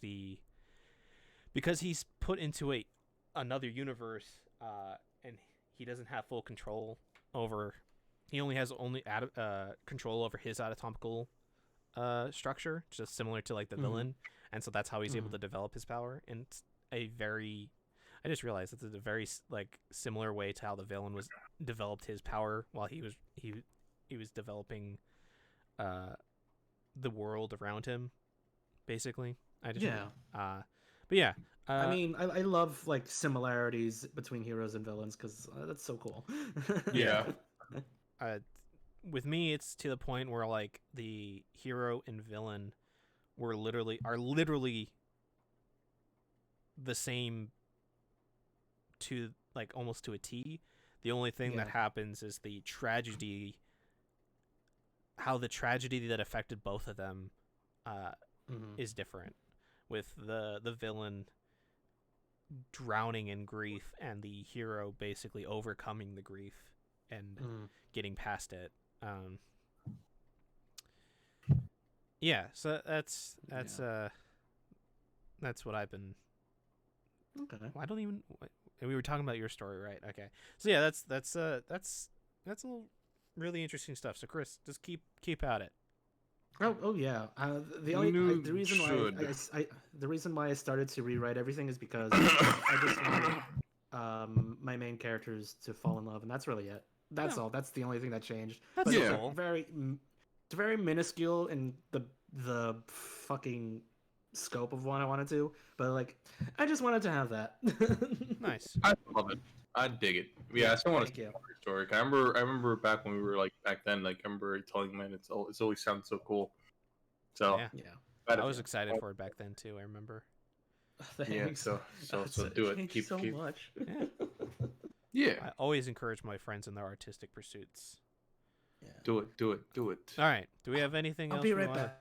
All right. I'm gonna get some ice cream. Okay. Okay. Do we have anything else we want to talk about before we get into the news? Because we'll be talking about some of this stuff for a while. So, the news stuff. I do not have anything else to talk about. Okay. All right. So John, tell me, Yes. did you watch the Hell of a Boss that Chris linked to? So I knew I forgot something. I remember I fortunately did not get to watch them. All right. I know you guys. I was gonna try to watch them before the next podcast, but then when I remember we didn't do it last week, it's like, oh man, I would have. But yeah, I did not get to watch. I know Hello Boss. I just need to watch it. And I just feel bad that I have not sat down and watched it. All right. Well, me and Chris will probably talk about this then. Yeah, you and Chris will talk about it. But let's go through the docket as it is. So this is going to be the start of a long discussion about the terrible, no good, very bad week that CD Projekt Red had, which was basically from day one almost. I'm getting pings. Where am I getting pings from? I don't know. There I am. Socials. Oh, Risa's posting in that Discord from a long time ago. But yeah, the first thing is that CD Projekt Red apologizes for the bug-filled state of Cyberpunk 2077, offering refunds, which then led into Sony pulling CD Cyberpunk and offering refunds. Yeah. To then Xbox putting a notice on digital sales, which I checked for myself when I went on my console, saying like it's fucked, man. Like on the Xbox, the first thing that pops up when you highlight Cyberpunk 2077 is that this game is in a state that is buggy and will not work for all consoles. So there's that. Then there is the devs having a call with board members, and they were pissed about it because they were basically asking the management and higher ups a bunch of questions about like, why did you tell people the game was playable from start to finish back in January when it was clearly not. But all the questions basically that people wanted answered, and management and corporate basically giving vague answers, which then led to CDPR. Yes. Yep. Which then led to now a class action lawsuit being filed on behalf of investors against CDPR. Oh, jeez. I feel bad for. Which, if I've been told that class action lawsuits being filed on investors compared to consumers has a higher chance of actually going through, since it's people with more money to actually invest. So that's going to be bad. That is going to be bad. Wow. It's just corporate and management really, really fucked up that game. Really fucked up. That game literally should not have. Game should have come out Christmas of next year, when they probably have the new versions. All the bugs of the old versions going to be worked on. Okay. You think they wouldn't have gone for like spring of next year? No, absolutely not. They would have to. I think at that point, because the fact that they kind of shot themselves in the foot with the whole it's coming out in March, and then it's pushing into September, and now it's going November, now it's going December. You know, the fact that they kept pushing it back, I think what they should have done is probably took it out of like it's been put on hold for. They put on depth. They shouldn't have announced a release date. Yeah, that's what I think it should have. Honestly, should have announced the release date. Even though I myself have not had as much problems as other people have. Like I said, I've had a pretty good run on CD Projekt. I haven't, but yeah, like I said, I know there has been a lot of problems. Like I said, that's why I can't like really be saying like, oh, CD Projekt Cyberpunk sucks, and like when it for me, it's not. That's pretty great. Like I said, which is extremely lucky because I literally cannot play that game even on the Xbox One X. Yeah, on the PC, the only thing I've had was like mostly there's been. I haven't seen the only thing the bug I think happened. I think my game locked up when I finished the mission. That was when I put on this computer. But before then, it was just minor visual bugs. Jackie appear, when you get the Night City, Jackie suddenly appearing into the cutscene. Or this one funny one where I remember I was calling Jackie, and then it's a weird echo. It's like, what's this echo coming from? And I'm seeing in the middle of the street, Jackie sitting in the middle of the street talking to me. It's like, what the fuck is happening, right? So like, so shit like that, it's fine for me. Like I nothing gets game break. Like as long as bugs like that are like. None of you guys had the palm tree issues, right? No, I haven't had a palm tree issue yet. But yeah, like I said, but shit like that, like confuses me. But okay, my games are broken. That's hilarious, though. But like, when I got it, it was 1.05, and now it just updated to 1.06. Yeah. I don't know if that makes any difference. It's all the hotfixes for the quests and stuff, and it supposedly runs a bit better on old consoles, but.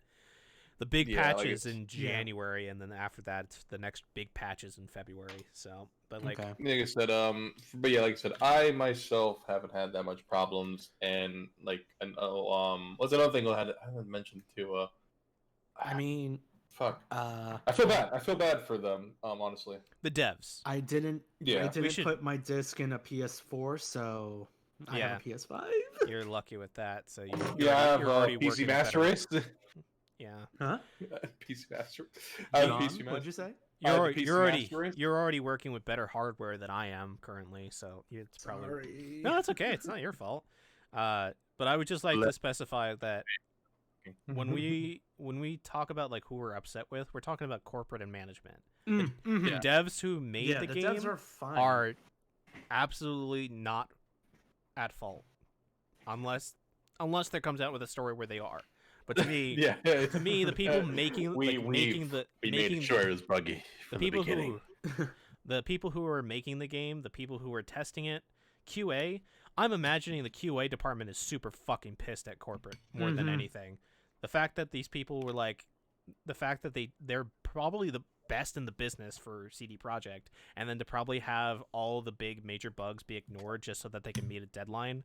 That's fucked. I really want to bring in my friend Greg here because he used to work on QA for Activision because he did the Call of Duty, 2 of the Call of Duty games, and I want to know like from somebody who's actually been in the business, how big of a shit show Cyberpunk is, and like, because we all heard that the term going gold, right? Yeah, which I was hosted that being the game's like done. It's done, completed. So it's being printed. It's being printed, but what it actually means, from my understanding, is that the game has a steady build where you can play it from start to finish. And that makes sense. Usually implies that there's very little bugs left.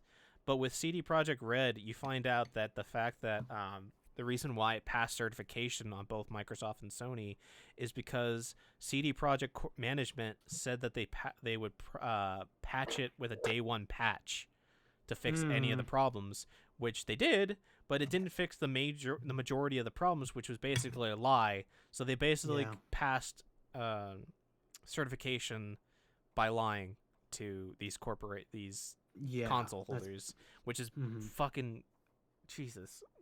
I imagine that's why Sony was super pissed, and that's why they pulled it as soon as they did. But Jesus Christ, man, what a fucking shit show! I feel God, I feel so bad. I hope they're allowed to rest or something, because they're probably not gonna rest. they're being crunched so hard right now to get all these updates out. Because Mhm. they've been really quick with these hot fixes. Like Mhm. every 3 to 4 Yeah. days, there's a hot fix. Ugh, fuck. I feel so bad. Damn. So yeah, CD Projekt has been having a really, really shitty time, and the corporation management deserve it, but the devs don't. Please don't send the devs death threats. That's not cool ever. Please don't do It's that. never cool.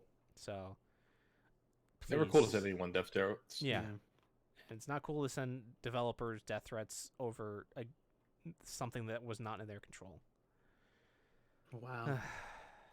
I mean, the game is good. It just They said the game is good. Like it's good under there, but the fact that I literally cannot play that good game because of the state of my copy or whatever is going on with my game. Master Race. I mean, I could just buy a copy for the PC and it'd probably work a lot better, but I wanted it for the console. Yeah, I hear you. Like I said, I actually was surprised. Everyone keeps every one of my friends like, "Hey, did you? I thought you bought on the PS4." Like, no, I bought on the PC. Like, okay, I keep thinking you bought on the PS4. I'm sorry, I saw you lost it on Sony. It's like, no, I didn't have it on Sony, and that's not how it works. that's not how it works. No, I'm so sorry, John. I'm really sorry. It's like, no, guys, I have it on the PC. You only play Final Fantasy 14 on the PS4. That's all I see. Yeah, why do you play it on? Because you didn't have a PC up until now, right? Yeah, I did have a PC at the time, but now if you catch me now, I'm on the PC with Final Fantasy 14. But yeah, like I said, long time I kept thinking. Doesn't 14 look like 100 times better on PC? Oh, it does. It does. Oh yeah. Oh, he looks so good. But yeah, like I'm sure if you catch me now playing PS4, you'll catch me random moments in the day or night playing Sentinels. Gotta love that game. So good. Recommend it. Okay. Yes. Fuck. I need to get. That's one of the other games I'm going to stream once I have money again. So good. I recommend it, man. I recommend it to both of you if you haven't. It's really good. I would say if you're really, story is very fascinating, and if you keep thinking, I think I made a tweet before. I'm not sure anyone you guys saw. It's like, hey, I think I understand what's going on in the story, and something happens. No, never mind. Never mind. Understand that. Never mind. I'm pretty sure you probably won't know the story until you've beaten all the characters' stories at that point. But yeah, I love the voice acting is also pretty good though.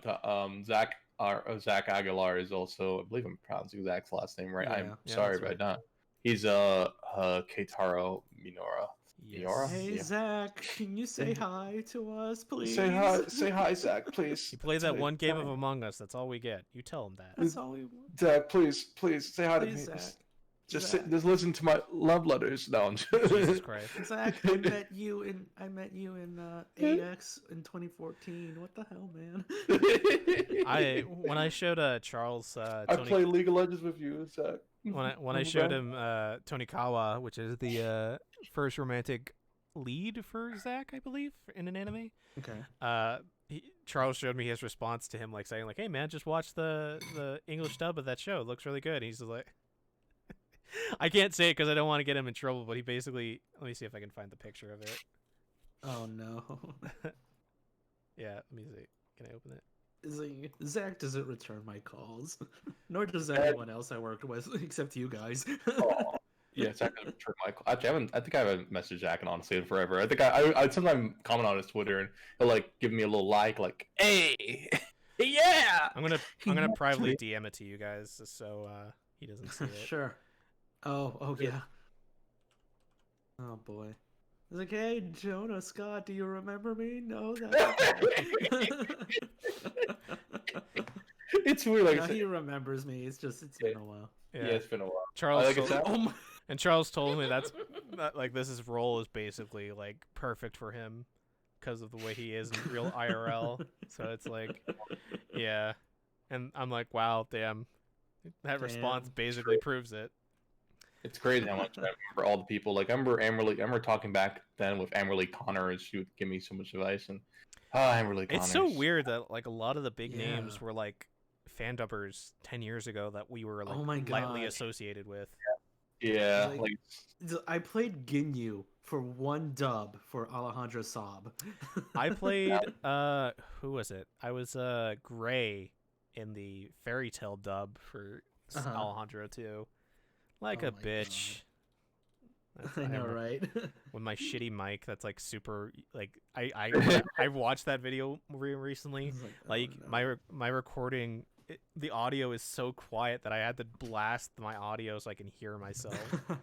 It's so bad. I actually don't get embarrassment when I go through my old shit. I don't know why. I just like I'm afraid to watch my old stuff. I'm afraid. I'm honestly afraid to watch my old stuff just to see just how much cringe it would be. I always do that. It's like, hey, remember this? A lot of the stuff we've done has been pretty decent.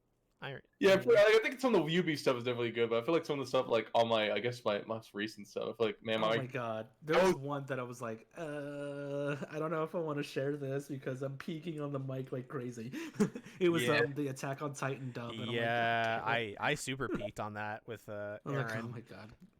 Yeah, I remember I peaked on I think I was peaking the fun. I think Blue Exorcist. God, I remember Blue Exorcist. God dang. Oh my god, yeah. Blue Exorcist. Oh man, I want to do. The one I did with Charles with the mom's scene is pretty well done, but I think that's going up to Charles mixing really. One of my favorite ones was the one with a Psychopath with Brody and Charles. That was fun. That's so much fun to do. Yeah, I just did Mephisto, and I'm like, can I do that again? Probably. I wanted to bring this up, but would you guys want to do like a Chainsaw Man comic dub? Yeah, let's go. Let's do it. We have at least a year until the anime comes out, so we can probably start. Then we'll getting do the fan dubs. No, we won't do the fan dubs unless. Oh yeah, because Funimation's gonna like fucking come after us. Yeah. Come after you. How dare you? How dare you? They look back into the podcast. They said it. You must find them now. Find them. Like Funimation, we love you. Please hire us. Yeah, seriously. Please do. But yeah. Oh man, but yeah, definitely can't wait to start actually putting. Yeah, honestly, like whenever we do like the cold reads and fan dubs, that's actually when I get like whatchamacallit? Nervous? Not nervous. It's the word well, I had it and it just anxious. Not anxious. It's like whenever I do like the cold reads for something that I didn't watch or didn't read. That's like my first introduction to something, and then I'm like, oh, I'm so excited for it, and then if we do like, because I wanted to do like the first chapter of Chainsaw Man since it's like basically an entire episode of the anime, because it's basically from how he goes from burying his dad to working for the government. So yeah, that'd be cool. It's also it's got a decent amount of characters. We need at least one lady, one of our female friends. One of our lady friends has to play fuck, what is her name? Majima, I think. I don't remember. It's been a minute. Been a hot minute. Were any of you in Lackadaisy? I was. My mic sounded so bad, and I don't think I did a Lackadaisy comic back then. I did. I remember Will. Yeah, Will's big Lackadaisy project. I sounded so bad in there. Oh man. It's okay. We worked with ProZD. Yeah, ProZD. Oh yeah, we did work with. I forgot he was in there. Yeah, he's part of the. He's part of the official. Yeah, and he's the official Mordecai voice. I remember Jello Apocalypse also, I think, in there too, right? And so was I think so. Jello Brendan. I was going to audition for one of Jello Apocalypse's Persona 5.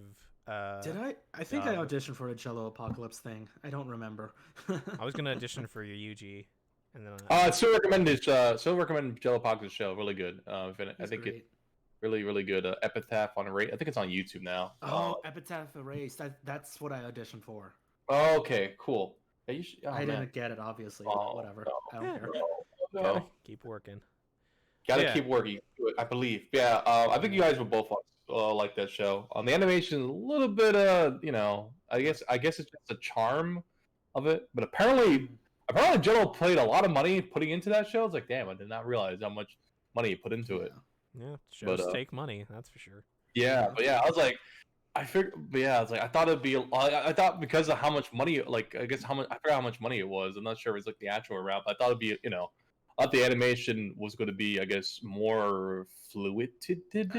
I don't know. Animation takes time. Mhm. Yeah, it's also true. Like I said, I thought that was also the charm of it, where it wasn't like they were kind of like stilted a bit, like kind of like I thought that was supposed to be the added charm. I guess I'm not sure if that was what he was going for too, because I know there are scenes where the animation is more fluid, and it's like, all right, cool. I mean, either way, I still liked it overall. Like I'm not saying, I'm not bashing on the whole not bashing on anything. Like I said, I loved it from top to bottom.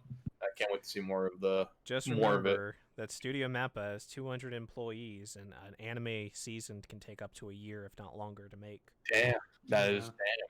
So It's just so hard. having 200 people work on one show, or maybe not even one show, and like gets like something like Jujutsu Kaisen, and then having like a YouTube animator who can probably get a fraction of the amount of people working on that, I give them the benefit of the doubt of how the animation looks like, especially if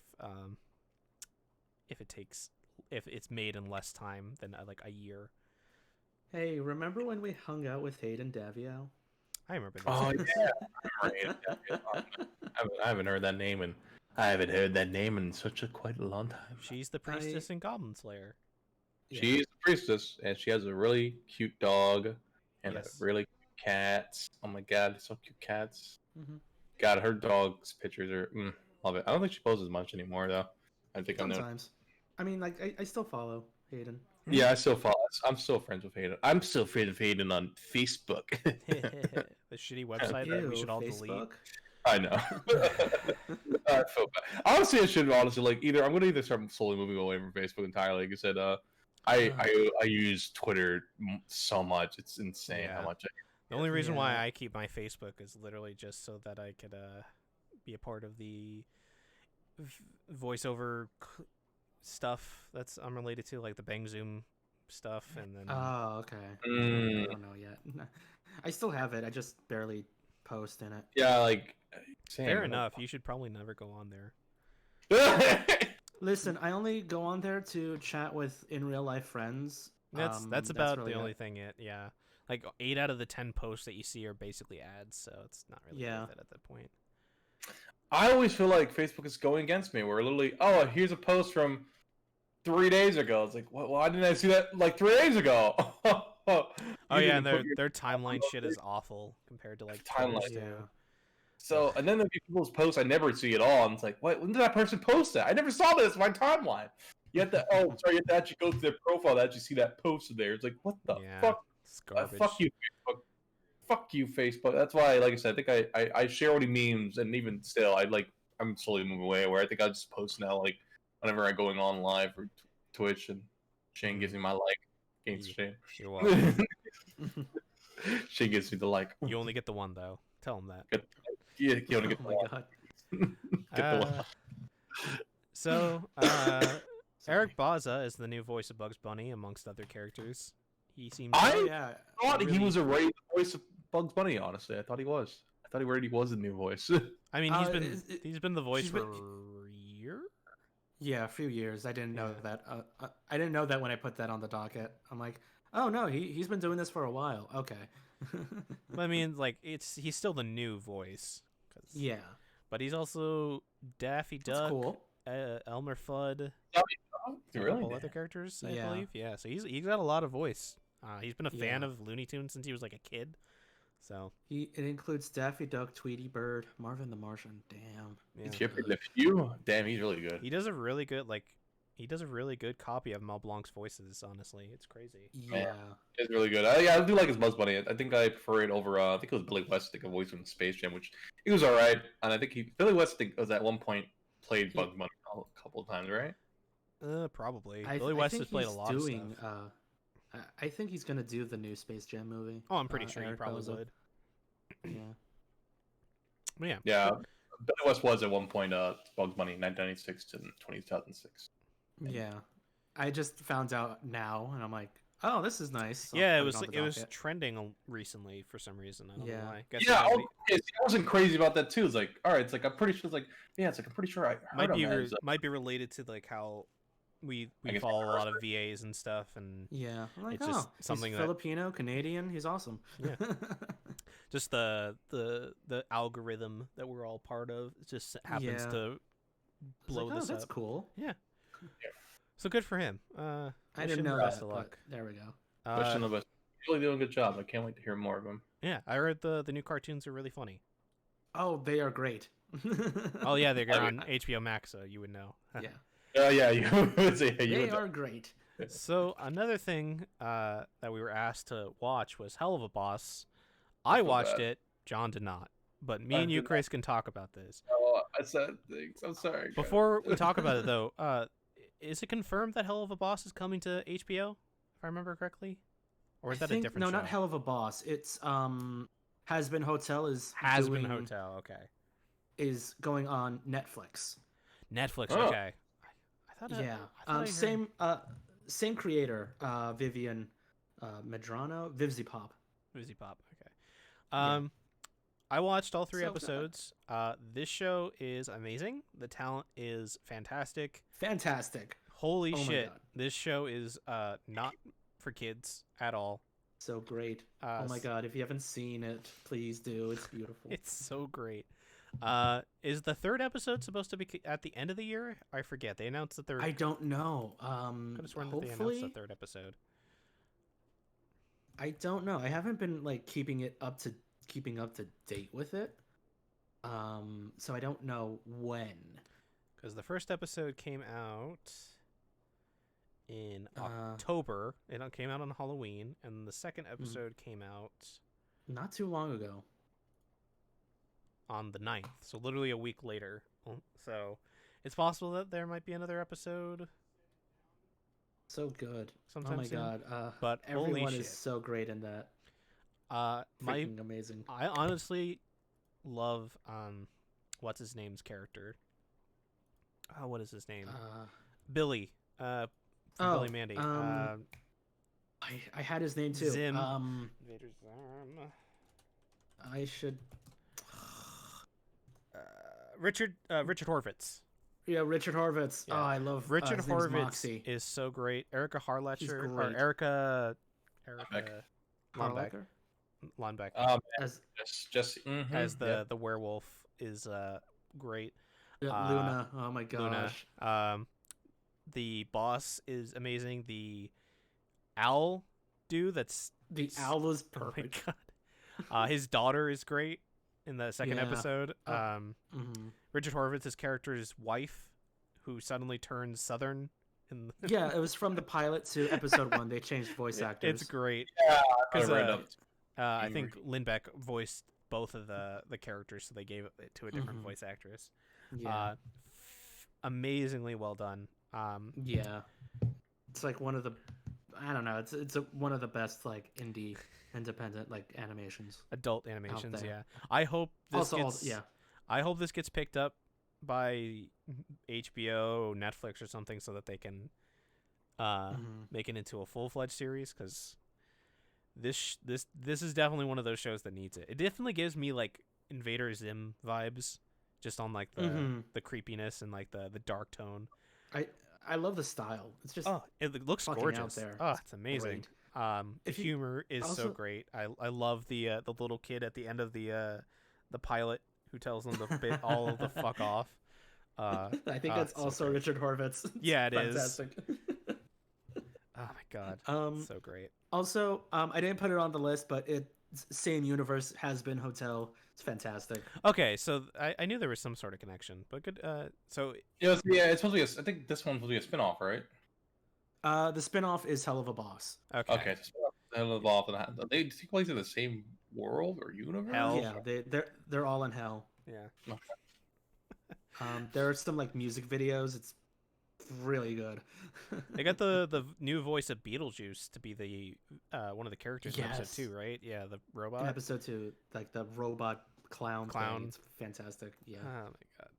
It's fucking, I'm gonna probably watch this again after we're done with the podcast, yeah. because of how funny it Has is. Been Hotel is picked up by A24, and A24. A24. That's it. Okay, that's the. And I think they're just gonna Annapurna. put it on Netflix. Yeah. Probably, yeah. God, what a good show, John. Definitely. If you're not please doing watch it. if you're not doing anything, let's watch it together because this show's fucking. It's a hell of a good Oh time. yeah. So on to the next thing. Kojima Productions has announcements. It's fucking nothing. It's nothing. It's nothing. It's absolutely nothing. They just they showed a video of them, like, of all the crew of Death Stranding doing like the hands stuff. Kojima won a BAFTA, I think. Really? Right? I think so. And they showed like a video of the ward traveling from England all the way to Japan, so that he can put it. They can put it in the awards case that they have at Kojima Productions. Of course they would. They what was it? They showed off that they're they've released like a new artwork for like The for anniversary. wallpaper for your like desktop and stuff. There's no nothing. Fucking no game announcements, nothing. There's a Cyberpunk DLC. Oh my god, for a Yeah. game that's 2 years old, I don't care. I'm never gonna play that game again. Death Stranding, though. Oh, Death Stranding. Oh. No, it's fine. I mean, I only played it once. I gotta only. You finish only need that. to play Death Stranding once, Chris. Yeah, you do. Yeah. You're never gonna play that game ever again. But Ever it gonna was such a um, good story. My God. It really is. I can't believe how accurate Kojima is at predicting the future.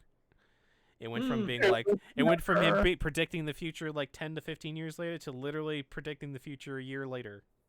Yeah. Wow. Yeah. That man. That man knows his shit. Yeah. He's an auteur, as you could say. Yeah. Just give him a movie to direct. He sure that's says his dream. I'm Kojima- sure that. he says he's going to be they're going to be making movies at Kojima Productions, so trust me. Yeah. He will make one. That man wants to make a movie. Oh my God. He's gonna be like a David Lynch kind of guy. Except it's David Lynch if he was like super into like military and war politics. Oh yeah, that'll be fun. So yeah, absolutely nothing, but good for Kojima Productions for winning awards and whatnot. Yay. Yeah. That's sad. I kind of wanted something. Yeah, I was hoping for at least a little taste, something. But Just something. we probably won't get something until like maybe next year or the year after. Like I said, probably if anything, if E3 is a thing, I don't think it will. Is E3 gonna be a thing? I 'Cause think that E3 is did dead. not happen. E3's dead. Yeah, I think Or with, announcement sometime. with the fact Sure. that they didn't hold an event this year, they made no money, so I think E3 is officially dead. Yeah. Yeah. Like everyone just did their own event. Yeah. Nintendo Direct. And then you have the Game Awards, which is basically like the last. Is it the last one? I don't think there was any other game shows or No, I So- think this is the last thing Yeah. of the year. Yeah, last Of thing of the like- year. so. And then it's like I guess I don't know because like I think Game TGS is like TGS September. Yeah, TGS Is it is September. I think so. Yeah. So yeah. Yeah. And VGAs were whatever except for that Sephiroth reveal and the Left 4 Dead game. Yeah, that looks nice. But A lot of zombie I didn't games, care about man. anything else. Really? Yeah, honestly. seriously. There's nothing. Didn't see any of them, and I kind of wish I did. But at the same time, I think you guys were all watching together, right? Yeah, me and Charles and Chris came in I periodically. just came in for Sephiroth. Yeah. We were watching it and Charles was getting pissed about Last of Us and it was fun. It's fun to watch that game show because it's not because of the game show itself, but because it's just fun to react to the announcements and stuff. Yeah, Oh, well, the Mass Effect sequel that they teased. That's interesting. I thought- And Is it all- Perfect Dark, kind of. Perfect I don't Dark know if you're into that. Super- I mean, Yeah. I definitely, like I said, I gotta sit down and watch what the heck I missed. If The I need- Callisto Protocol looked pretty cool. the Dead Mm. Space, not Yeah, Dead, Dead Space, the not but Dead not Dead Space Space. Days game. Yeah, that's it. Clearly not. I'm excited for that because that. So apparently that takes place in the Fortnite universe, from what I've heard. What? Yeah. What? Yeah. What? Sorry, what? Yeah. Yeah. I don't know what that means. What takes place in the Fortnite universe? The Callisto Protocol. No, it doesn't. What? Let me go into this. The Apparently. Callisto. Yeah. So I don't know what the fuck that's about. What?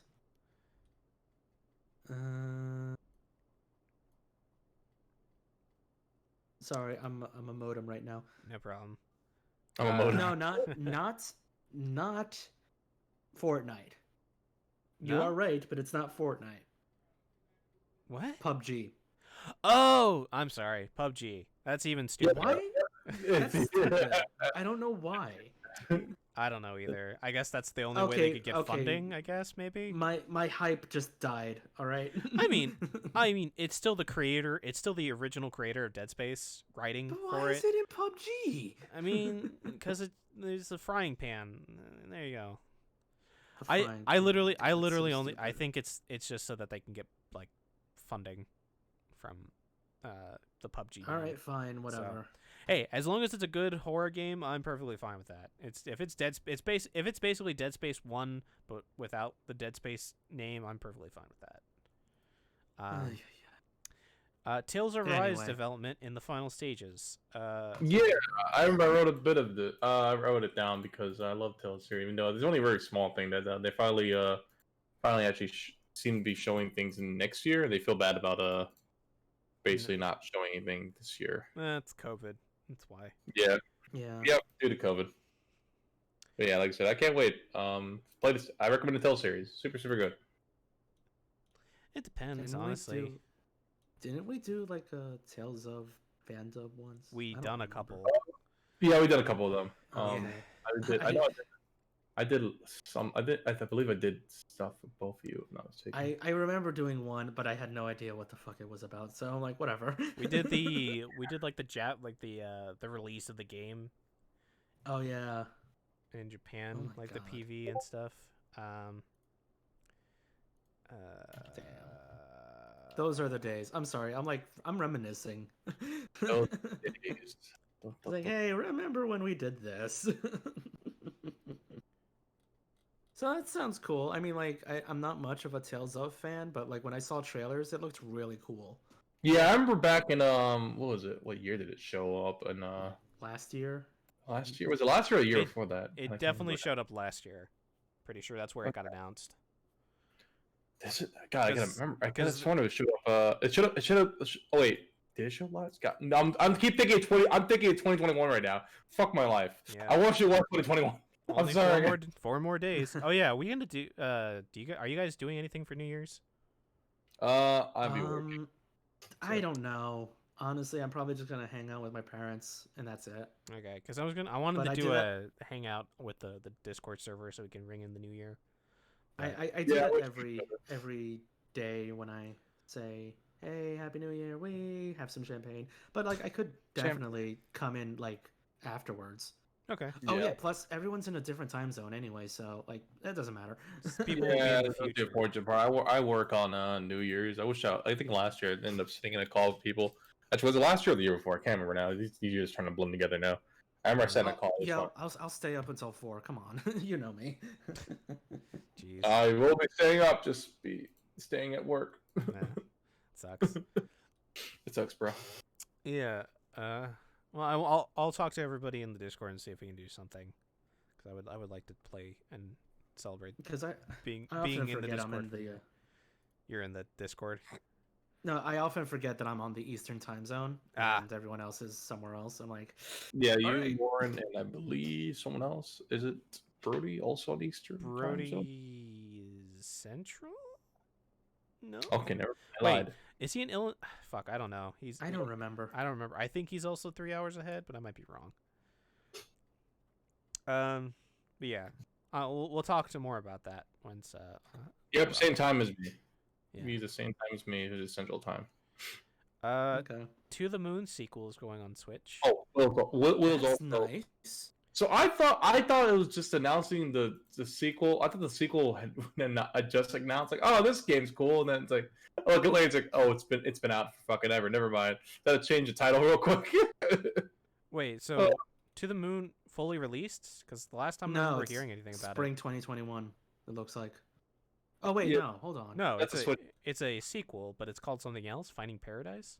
Finding Paradise. Finding Paradise has already been out on Steam for. Yeah, Steam. Oh, okay. So it's It's coming coming to Switch. Yes, bless I you. did not even know about this, and Yeah. I really liked To the Moon. Oh man, Sorry about that. There's multiple chapters though, right? Bless you. Thank you. Sorry about that. I was trying Because To the Moon had multiple chapters where, because I only saw the first one, where you help the. I thought it was like a full blown story to the moon. Well, I thought Yeah, it was like an full-blown. anthology because like you'd help the old man and then you would go to a different client. But I may be wrong. To the Moon is only for the old man. Oh well, then fuck me, I guess. Yeah, Finding That Paradise was really good. Finding For an Paradise RPG maker, is- yeah, well, a really good game.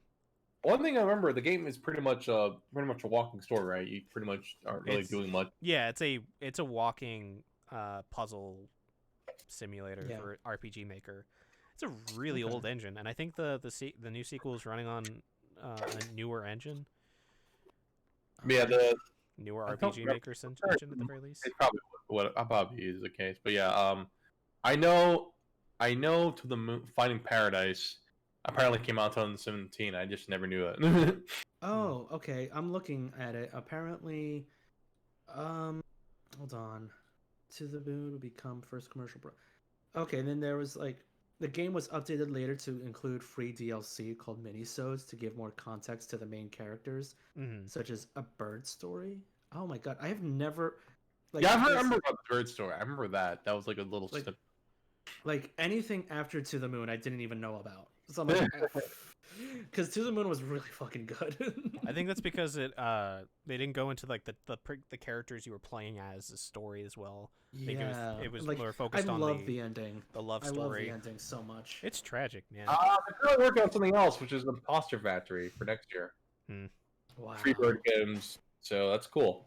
But yeah, I thought the sequel was coming out to Switch. Like, oh, cool, but then No, find out it's later. already out. It's just coming It's to already out. consoles.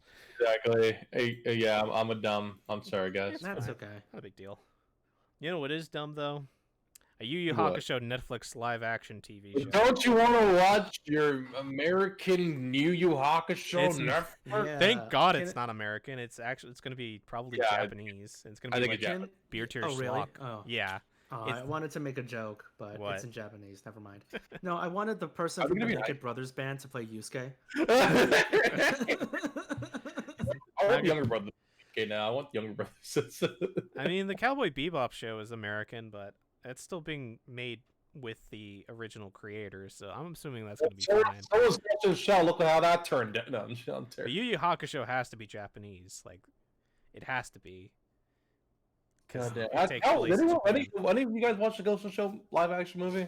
The one Yes, with I did. Scarlett How- Johansson. Scarlett Johansson.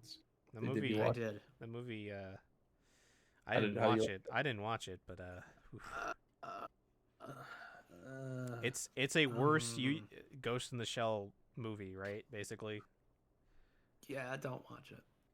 Yeah, go watch the Don't- original. Go watch the first original movie. And there you Yo, go. honestly, if they just did beat for beat Ghost in the Shell with Scarlett Johansson, I would be fine with it, kind of. But then they did, hey, no, you're actually a Japanese girl's soul in a cyborg Which, white girl you- body. I'm like, which, you what know- the fuck? You know, it makes sense with the the ghosts and whatnot, but that's That's so weird. It's I'm so like, no, weird that you thank have to specify what type of ethnicity you are. Yeah. Yeah. It's just- Also, plus, even if Motoko's body technically, in the anime, is a generic model, right? Yeah. Is that right? Am I getting that right?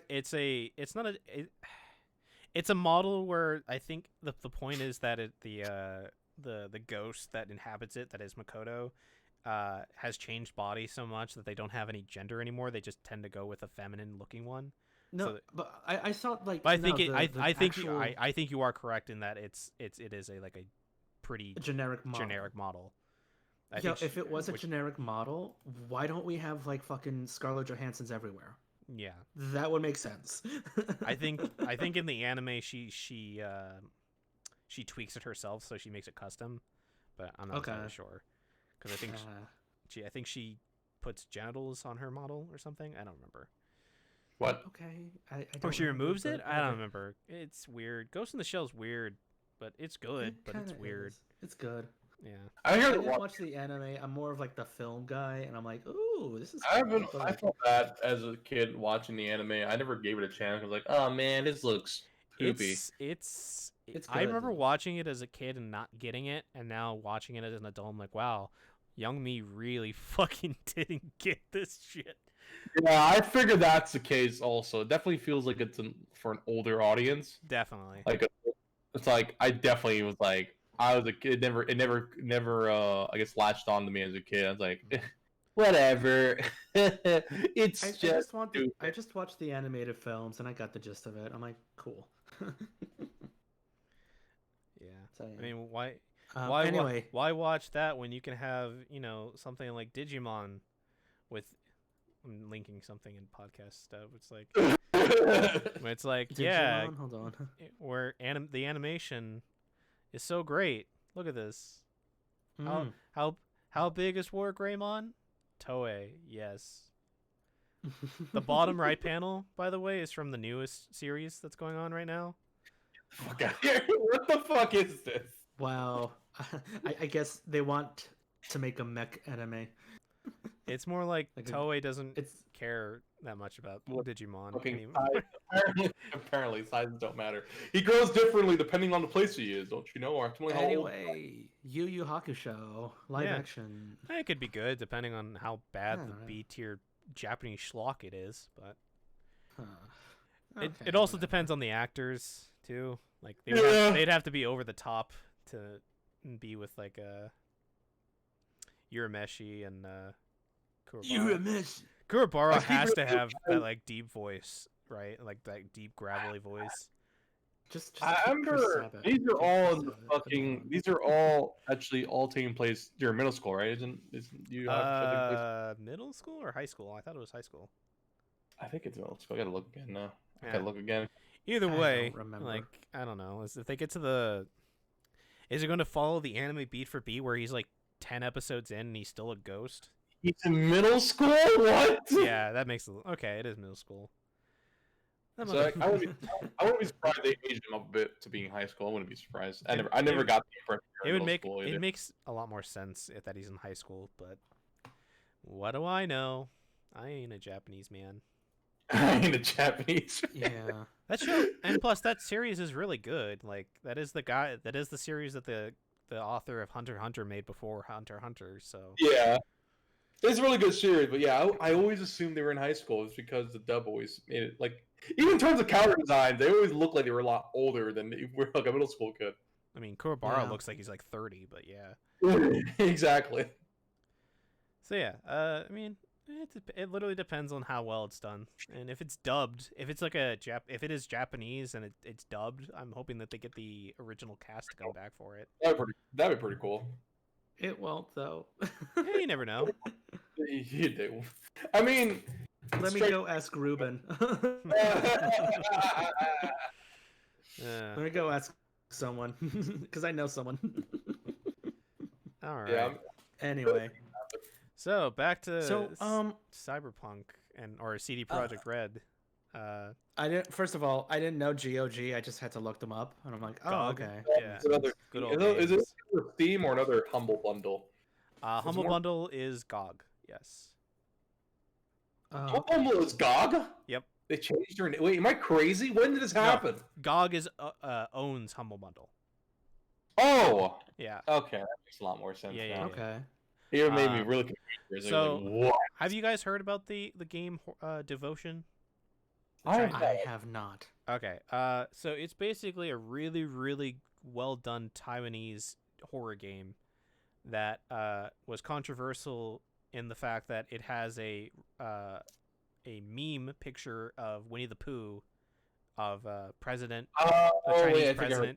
president, whatever. Really? And That's- when people found it, the Chinese players were super pissed and like downvoted it and asked for it to be removed. Oh wow. The developers, who are based in Taiwan, pulled the game down, removed the picture, and then re-put it up. And then after they did that, they got struck down and they lost their business license for a while. So that's why the game has not been on Wow. any official publisher like Steam or anything.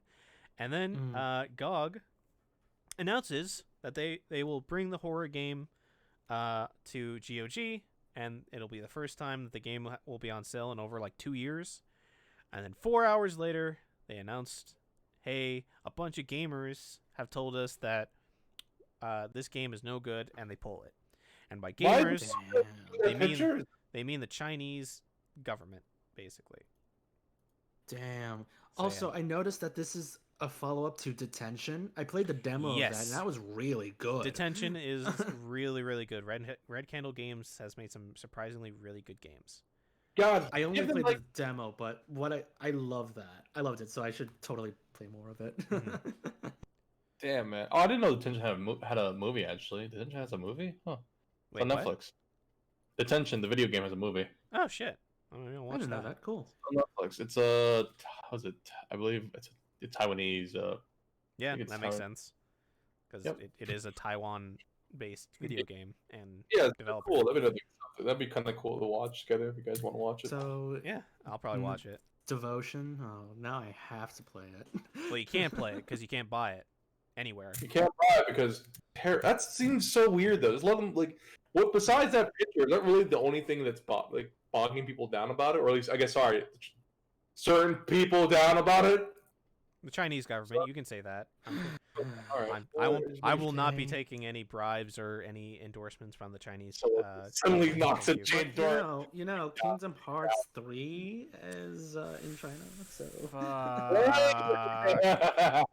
Damn it! Well, guess I'm not gonna be in any Kingdom Hearts games. Yeah, I know. Right, Shane just gets pulled down. Fuck. But yeah.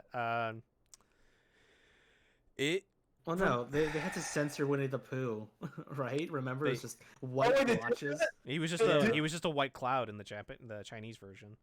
That's so weird. Yeah, it is.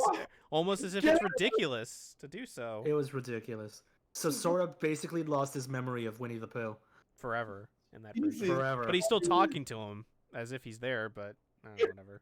That's such a weird thing. God, how much? No, I can't say it. God, I feel like a piece.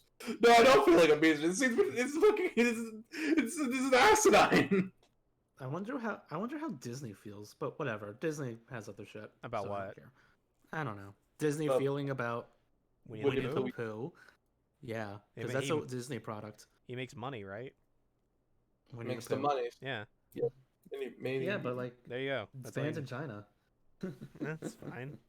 They can make money other ways. They have their own Disneyland there. They have their own Disneyland in China. Yeah. Anyway. Fuck that sucks. Fuck the Chinese government there. Fuck GOG and CDPR for doing that. It's ridiculous. It's being pressured by the Chinese government to take down a game that literally already took out the stupid meme about it. It's ridiculous. I didn't know anything about Devotion. As soon as I heard that it was like the follow-up to Detention, I'm like, oh yeah, I played that game. That game was kind of good. Yeah. It's really good. That sucks. Yeah, it really does suck. You know what doesn't? You know what doesn't suck? Doesn't suck. Sephiroth. Our sponsor. Oh damn it! Actually, that'd be a great segue for your sponsor. Damn it! I totally feel thrown off. One day I will have a sponsor, in that case, but not today. I don't know how to get a sponsor. Would be cool. You'll get, but that'd be pretty cool. I would pay everybody a fair share of that revenue. Who shows up? Damn. But yeah. Oh, snap. 1 cent. One cent. You get one. $1 each. Yeah. So did you guys watch the Sephiroth presentation at all? Because he's pretty sick. So I saw the trailer. I didn't see the presentation. I saw the presentation. He has a pretty cool like moves and shit. Like he has a mega flare and stuff that at level 3. He has directional attacks, and the point of his blade or the center of the blade is like the strongest, based on his relation to the enemy. His animations are great. I'm just glad that there's like a whole bunch of songs.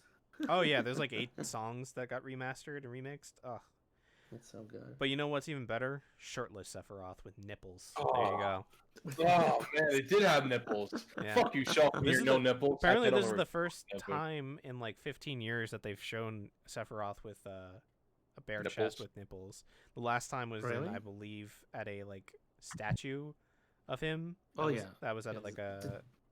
Yeah, I think in the city he doesn't have nipples either. Mm-mm. Well, I'm actually checking. No, he doesn't. Yeah. So Yeah, several does have nips in the city, and I mean I don't think Zach has nips in Crisis Core. And I think about it now, I'm starting to question a lot. I gotta look at people's nips now. yeah. Hold on, But yeah, Sephiroth. Yeah, no nips. Sephiroth looks handsome and pretty in Smash, and Yes, please. before Christmas, you could, as long as you bought the character pass or you bought him separately, if you beat him in the Sephiroth mode, you could just play as him. So that's kind of Hell cool. yeah. Hopefully, Wait, hold on. Sakurai does. But you don't have to buy them then. No, you would have to No, buy. you it, have to. But if you wanted to, you could play in the special mode, and if you beat Sephiroth on any difficulty, you could just unlock him right then and there. Oh, okay. So you could play as Sephiroth early for like 5 days early compared to his Christmas release. Okay, that's kind of cool. And apparently people Cool. beat him on the hardest difficulty with Kirby by just eating him and falling off the cliff and doing that bullshit. That is such a baller move. Yeah. So yeah, Sephiroth is Smash. We still have 2 more characters, I right? believe so. Yep. That was definitely one of the reveals I was not expecting. I was never expecting Sephiroth. Same get here. picked. I'm Yeah. still hoping. that was surprising. Still hoping Dante and Virgil and Nero get in as. I just want my boy Neku, even though it never happened. I honestly don't think one of you will ever get into this game. Sora. Honestly, Sora has a higher chance of getting in the Neku. yeah, Sora does. But then I have to remember now that the whole Nintendo character thing, like it's kind of thrown out the window, especially with characters like who was the first character? Minecraft. Yeah, Minecraft. The fucking Minecraft stream. Sonic. Master Chief Sonic is was probably the first one. yeah. Master Chief is probably not going to be in it anymore. At I this kind point. of But glad. he's in Fortnite. Yep. And because Fortnite God. or not Fortnite, Minecraft got in, so that's probably fine. Yeah. Yeah, exactly. I'm fine. I'm honestly fine not having Master Chief in not a Smash character. I always thought that would be kind of weird. I mean, Kind of. he's just another Solid Snake. He's just more gun focused. But yeah, So Samus. I'm just kidding. Samus. Yep. Big Kinda? bulkier. I guess his I don't know. Spartan laser could have been his charging laser. I don't know. Maybe Echo Fighter for Samus? No. To what? Okay. I mean, it was fun. Yeah, it's cool. I got really hyped when we saw it in the VGAs because we all thought we were just Oh, like yeah, Fortnite. And- Yeah, Yeah. we were saying that it was the Fortnite character. Like, please, God, no. I don't play Smash competitively, so I don't know like the ins and outs and the intricacies. So I'm just happy he got in. like Yeah, I'm Sakurai is fine. like his a lot. one attack is like 13 frames, but his other attack is like 15. He's like, wait, why am I saying this? I just wanted to make a game that was a fun party game. Sakurai dunking on the Smash players. Oh my gosh. But yeah, so that was Sephiroth. We already talked about the board members from CD Projekt and the Sony thing, so we don't really have to go over that. But season 5 of My Hero Academia is going to premiere on March 27th, and it's going to be fuck yes. and it's going to be. I don't know if you guys watched the trailer for it, but it's going to be the or read the manga at this point, but it is the confrontation between Class 1A and 1B. Ooh, cool. All the 1B characters. Yeah, now you get to see the other 1B characters that don't get shown off at all. Yeah, prior I to this. Yay. And they're doing like basically I actually watched season 4. I caught up to season. I finished watching season 3, but you have 3 I had- months to catch up. I know I have 3 months to catch up. I was watching the dub because my boy Justin Briner. Justin Briner. Justin Briner. Zeno Yeah, Robinson. I know, right? Yeah. I remember I talked just like Emily Connors. I talked to Justin before he became Midoriya. Oh yeah. Before that. Yep. He was. Damn. Mirako Damn. gets introduced in that season. Oh yeah, I can't wait. Oh man, Neris. Oh man. In season 4. Yeah, like literally the Yeah. last episode she gets introduced and she's the best. I'm like, hell yeah.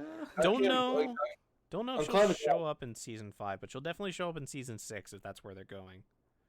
I fucking love that she got that character though. A lot of people wanted her to be her, and so it's kind of cool that she got to be The Rabbit Mandalorian. Hero. Oh.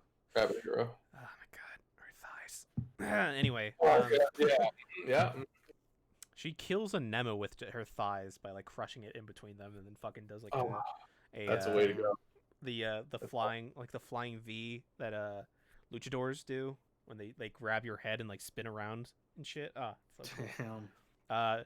This season also will probably include one of my favorite arcs of the series, and that's probably going to be the villains arc, where we just spend an entire arc dedicated to the League of Villains and their story and their part in the story at this point in time. And that's really cool. Shigaraki and everybody get basically developing and finding about Shigaraki's backstory and how the League of Villains basically becomes more of a threat, like it is in the manga right now. With the manga being crazy right now, like I said in the Discord a couple like last week or so, but I fully understand how this arc wasn't the ending of the series, but now I kind of see where the end is going towards, and boy howdy, the final fight of this is probably going to be so fucking crazy. And after the author said that the second movie was supposed to be the ending of the series, and that how he said that the actual ending has to now be even more crazy over the top than that, I can see what he's going for with that. Deku having learning a lot in this the last 2 chapters, and like getting more quirks is whew. Wow. I'm so excited to see everything. I'm excited to see everything I've seen in the manga animated and made 100 times better. Get really excited for this, because this is probably going to be one of the best seasons so far, and it's just going to get even better as time goes on. So yeah, that's look forward to March 27th, which is 3 months, and hopefully 2020 doesn't get New Game Plus in like 4 days. So It's going to though. yeah, right. That would just be Oh, the yeah, way this definitely. year ends. Chris, I talked to John about this, but are you familiar with the Yakuza series at all? Play them at all? I haven't played them, so I'm sorry. Okay, no worries. Yeah. But basically, this last week, both Kiryu and Ichiban's Japanese voice actors were interviewed about it, and they basically confirmed that Ichiban will be the face of the mainline Yakuza series for basically the next 10 years, because the Kiryu's voice actor is like, here you go, man. You get to have my job, the job that I've had for the last 10 years. That's kind of cool. Nice. So good luck. I wonder what they're gonna do now with like next. They're gonna keep sticking with the whole turn base, like, or they're gonna go with. That is the question. They could do the main line as a turn base and have the Judgment be the combat focus, since they have they basically have 2 franchises now of the same series. So that would be pretty sweet. But I want me more Judgment, man. Give me some more Judgment. Again, this is a yearly series, so we will be seeing something next year. It's probably going to be whatever spin-off Judgment is going to get, or a sequel. But yeah, congratulations to Ichiban's voice actor for securing a job for the next 10 years. Yeah, it's pretty sweet. And then again, because being a voice actor in Japan is a lot more, I guess, seems a lot more in the pockets, I guess. Oh yeah, and I mean, seiyus are also like basically celebrities in Japan, like they are over here, compared to like actual big name actors over here in the West. So yeah, I wish the same case was for like voice actors over here, but yeah. Unfortunately not. Kiryu's voice actor, I constantly like hear whenever I hear him. I'm like, oh, that's Kiryu. Jesus, I can. I've heard his voice actor's name. Say his name. I just like the fact that he says like, oh yeah, Kiryu is basically just me. So yeah, good for them. Some more cool news. Knuckles the Echidna will be appearing in the Sonic the Hedgehog sequel movie. Oh, mean, hell Sonic yeah. will think that Unlike was- Sonic, I don't chuckle. I think that was kind of a given with the fact that the Echidnas were like murdering that father figure to Sonic in the beginning. Yeah, that was a given. But seeing Knuckles, hell yeah. Don't know. I still don't understand how Tails is the one that knows about Sonic. It's how are they going to do like because Sonic is the one that finds Tails and raises him, so it's whatever. Good idea. I mean, like that's a good point because I was like, I didn't. All I saw was Tails, and I'm like, hell yeah, let's go. Yeah. But Sega, come and on, then they're man. like, oh yeah. But Sega, come on. We know who we all want. I don't care about Knuckles. Just give me Rouge the Bat, and I want Imagine her Rouge the Bat Mamoru's. with like a police officer. I want her Mamories. I want her Mamoru's to be bouncy, just like in Sonic Adventure 2. Give it to me. Oh my god. Give it to me, man. Give it to me. Yeah. I'm kind of glad that they Well, I mean, like maybe like it'll go into detail in Sonic, the movie too, and it's like, oh yeah, I heard the super duper legend about this very fast hedgehog who went to fucking Earth. Oh wait, you're here, and then you should come back because there's this weird guy. He looks like an egg, and yeah, you should defeat him. Is he going to Jim Carrey going to look like an egg, or is he just going to be the weird? Because we don't really have an explanation for why he would be his round shape like he is in the games in this point. No, he's gonna unless be the mushrooms, whatever form he has in the ending of Sonic the movie. Unless the mushroom planet really made him fat. The mushroom planet really made him fat. Yeah. Or he got ripped. One of the two. I don't know. I mean, I really liked the first movie. It was really cool. I liked it. I don't want it to take place on Earth. Please, can we go back to the cool CGI world? It's called CGI. CGI world with just Jim Carrey. Jim Carrey Carrey is world. the only thing I care about is yeah, he's like the best. He was fantastic in that movie. I know, it's fantastic. Fantastic And, when he like, wasn't talking to like humans, which is unfortunate, but you know, when he was just doing his thing, dancing in his Yeah. machine. Yeah. All right. It's time to push buttons. You scared me. Just brought you your coffee. I love it. You're amazing. All right. So Agretzko season 4 got announced, which is great because Hell yeah. apparently that show does really, really bad in Japan. It's not nearly as Really? well liked. It's not like Really? It's not nearly as well beloved as it is over here in the West. So, Oh, that's Damn, I'm sad. surprised. really, Yeah, it's like Well, maybe it's just not as cute as Hello Kitty or something. or it also like it also like actively attacks Japanese business life and makes it to not look great. And stuff, Oh, so, you know. how? Oh dare yeah, that's you. true. Yeah. How dare A you character do that? literally says late stage capitalism needs to end. So, you know, that's Yeah. also another thing. Fuck capitalism. Fuck capitalism. Honestly, it's so great here. Like in I wish like, government. I wish Agretzko doing well in America. That's amazing because Yeah. it makes so much All the sense. merch she I has love and this like series. Hot Topic is great. I love it. Yeah, I love Agretzko. Like, oh my god, The best. That last season where it got really dark, like really oh my dark, god, yeah, was really good. it was really good. I just Like, I was surprised. hope there's more character growth for her. It always feels like she always gets reset at the end of the season. Yeah, that's what happens. I mean, now Haida's technically the boyfriend. Finally, I don't think he's the boyfriend. I think he's past being the colleague, the work colleague. I think he's an actual friend.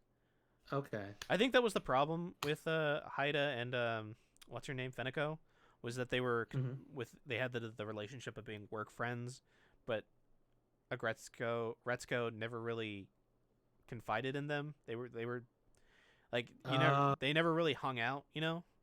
It was Yeah, always that's true. everybody else that she hung out with, and I think that's what caused the distance between Haida and Retsuko.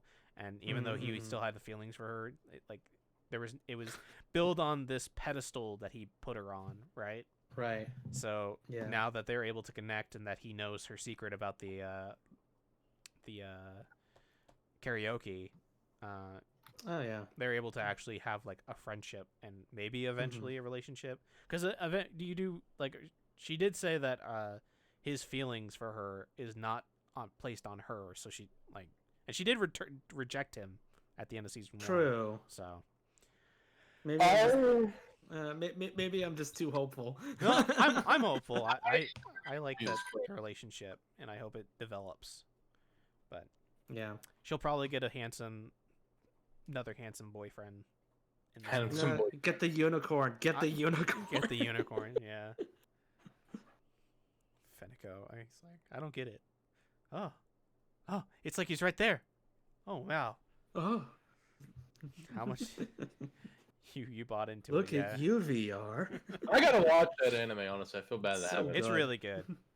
Like I said, there's literally a character who says like, "Late stage capitalism needs to end. Why does it exist?" And it's just it deals with like the last season dealt with like being an idol and how shitty and dark the idol industry is in Japan. It touched on that a little bit. Season 2 deals with like diving into a relationship where you only want to be in a relationship to escape your job for financial reasons. Season 1 deals about like basically deals with like a shitty workplace, how bad a Japanese business, the corporate business can be, especially when you're forced to basically do overtime and expected to work long hours, and how standing up for yourself sometimes have to happen to survive. I don't know where season 4 is gonna go, to be honest. I have no idea. But each season has like an interesting thing that happens to Retsuko and stuff. So I hope it turns out well. Matrimonial freedom. the fucking English dub for the singer for Retsuko is amazing. Yeah. Give that guy a shit ton of props for screaming those words. Okay. I don't know who put this here. I feel like it might have been Brody, which is unfortunate because I feel like he's the fighting game person. Oh, how's that, Jimmy? It was you? Dungeon Okay. Fighter. Yeah, Dungeon Fighter is getting a fighting game being developed by Arc System. So, Serious, I thought one of us in here was a Dungeon Fighter fan. I don't know who it was. Again, might have been Brody. I believe it might have been Brody. Yeah. I know one of us was a Dungeon Fighter. Went to likes Dungeon Fighter. I also have a friend who does like Dungeon Fighter, but again, I always loved the designs of it. I just could never get into the game. The designs look fucking amazing though. It was like a side-scrolling beat 'em up, right? Yep. It was part of those games that we played like back in high school. We would just find something to play. Like what was that game that you used to play a lot, John? Which one? Fuck, what was it? I don't remember what the name was. There was like it was a Ellsworld? Is that what it? Oh, Elsword? Yeah, Elsword? like Elsword. One sec. Yep. Yep, Elsword.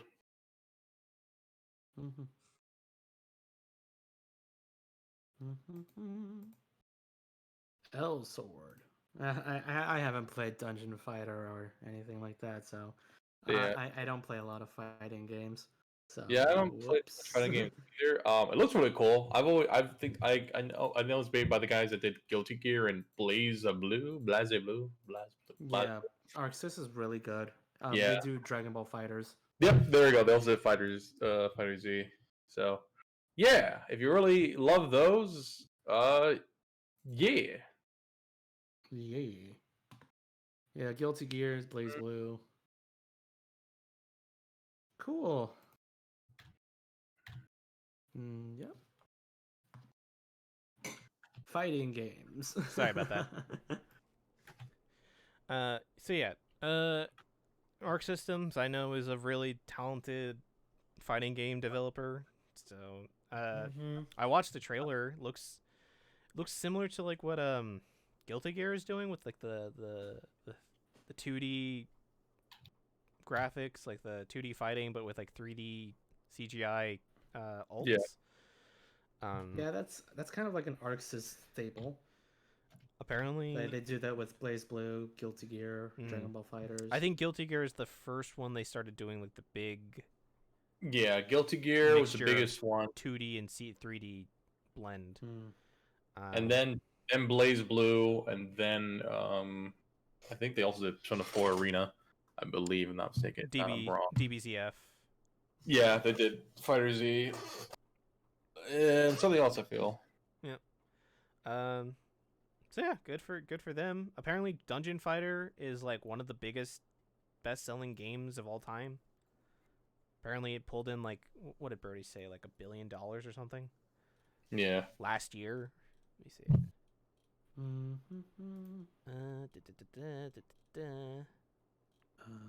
Oh yeah, I forgot to put this in the docket, but yeah, I'll bring that in just a little bit.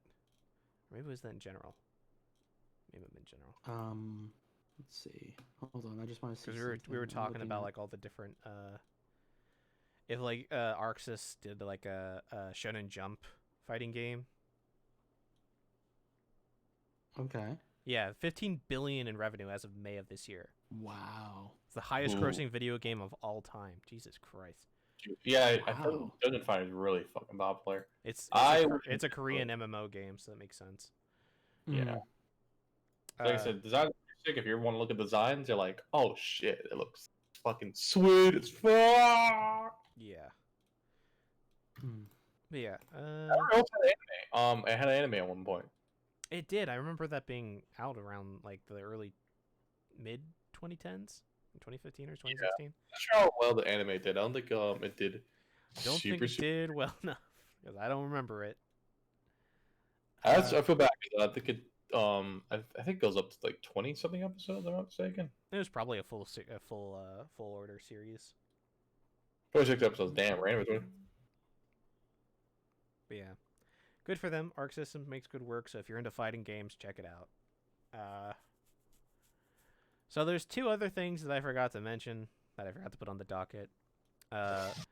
First thing is that Cyberpunk 2077 has sold 13 million copies, even with refunds. Yep. Wow. Selling. So even they made their money back, and even though they have to refund, they are still probably in the making their money. They're black. They're in the black with this game. So I guess fuck me and fuck us for like all the terrible shit that this game is. But again, I think I've said this before, but like being in the gaming community is like it's so small compared to what like the average consumer will see, because an average consumer doesn't see all this shit. They just see the new game, buy game, and they buy it. So and then the Silent Hill creator Keiichiro Toyama is working on a horror game that will appease fans of his previous work with Bokeh Game Studio. Ooh. Also, Masahiro Ito, art designer of Silent Hill, is also working on a new unannounced project.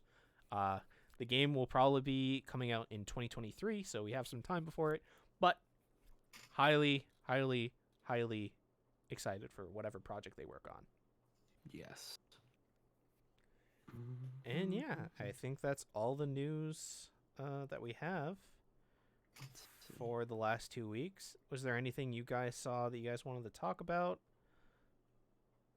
before we end the podcast? I'm trying to look at something and try to figure out the details of it. I'll just say it.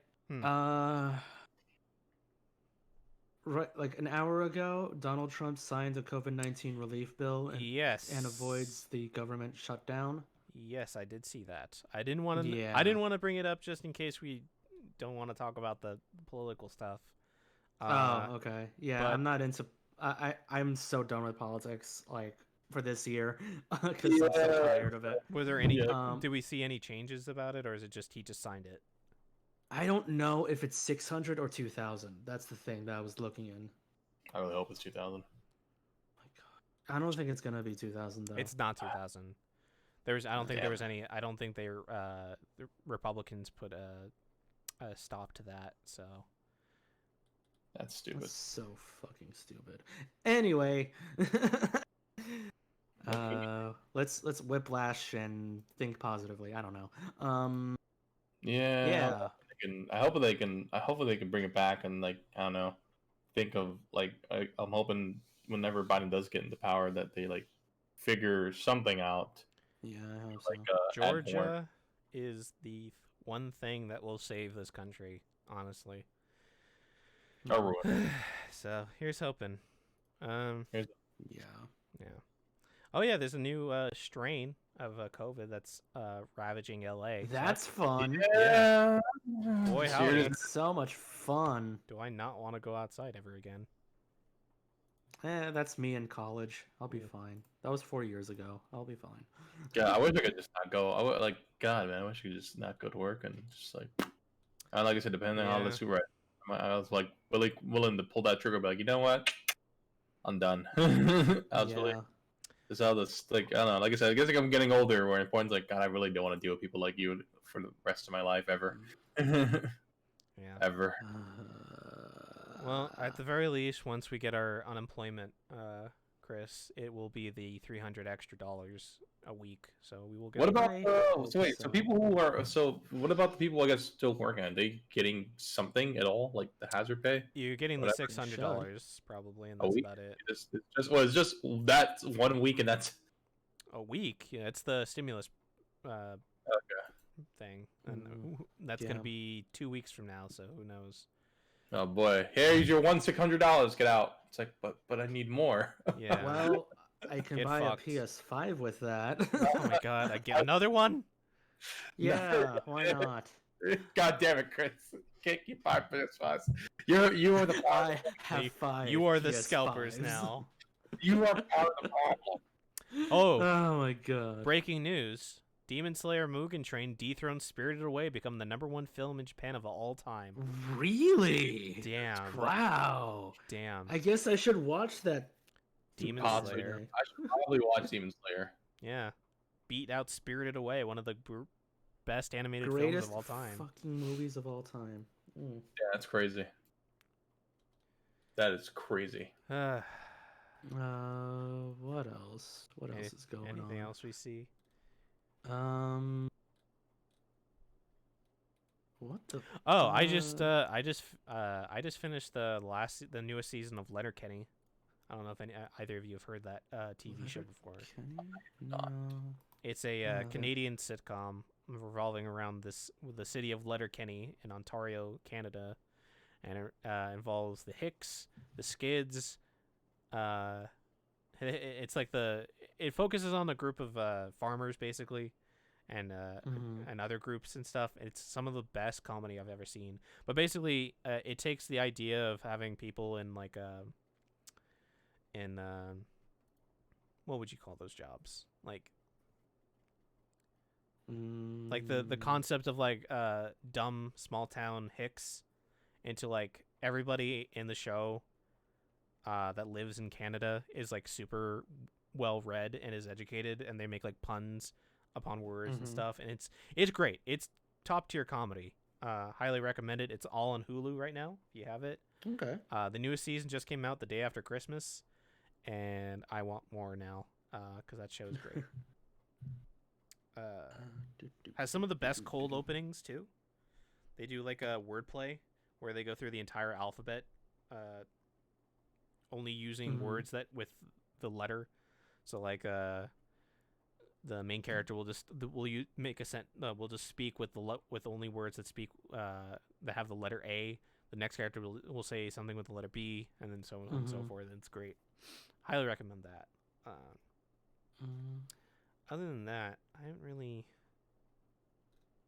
don't know what to say. Yeah, I can't think of much else, Yeah. honestly.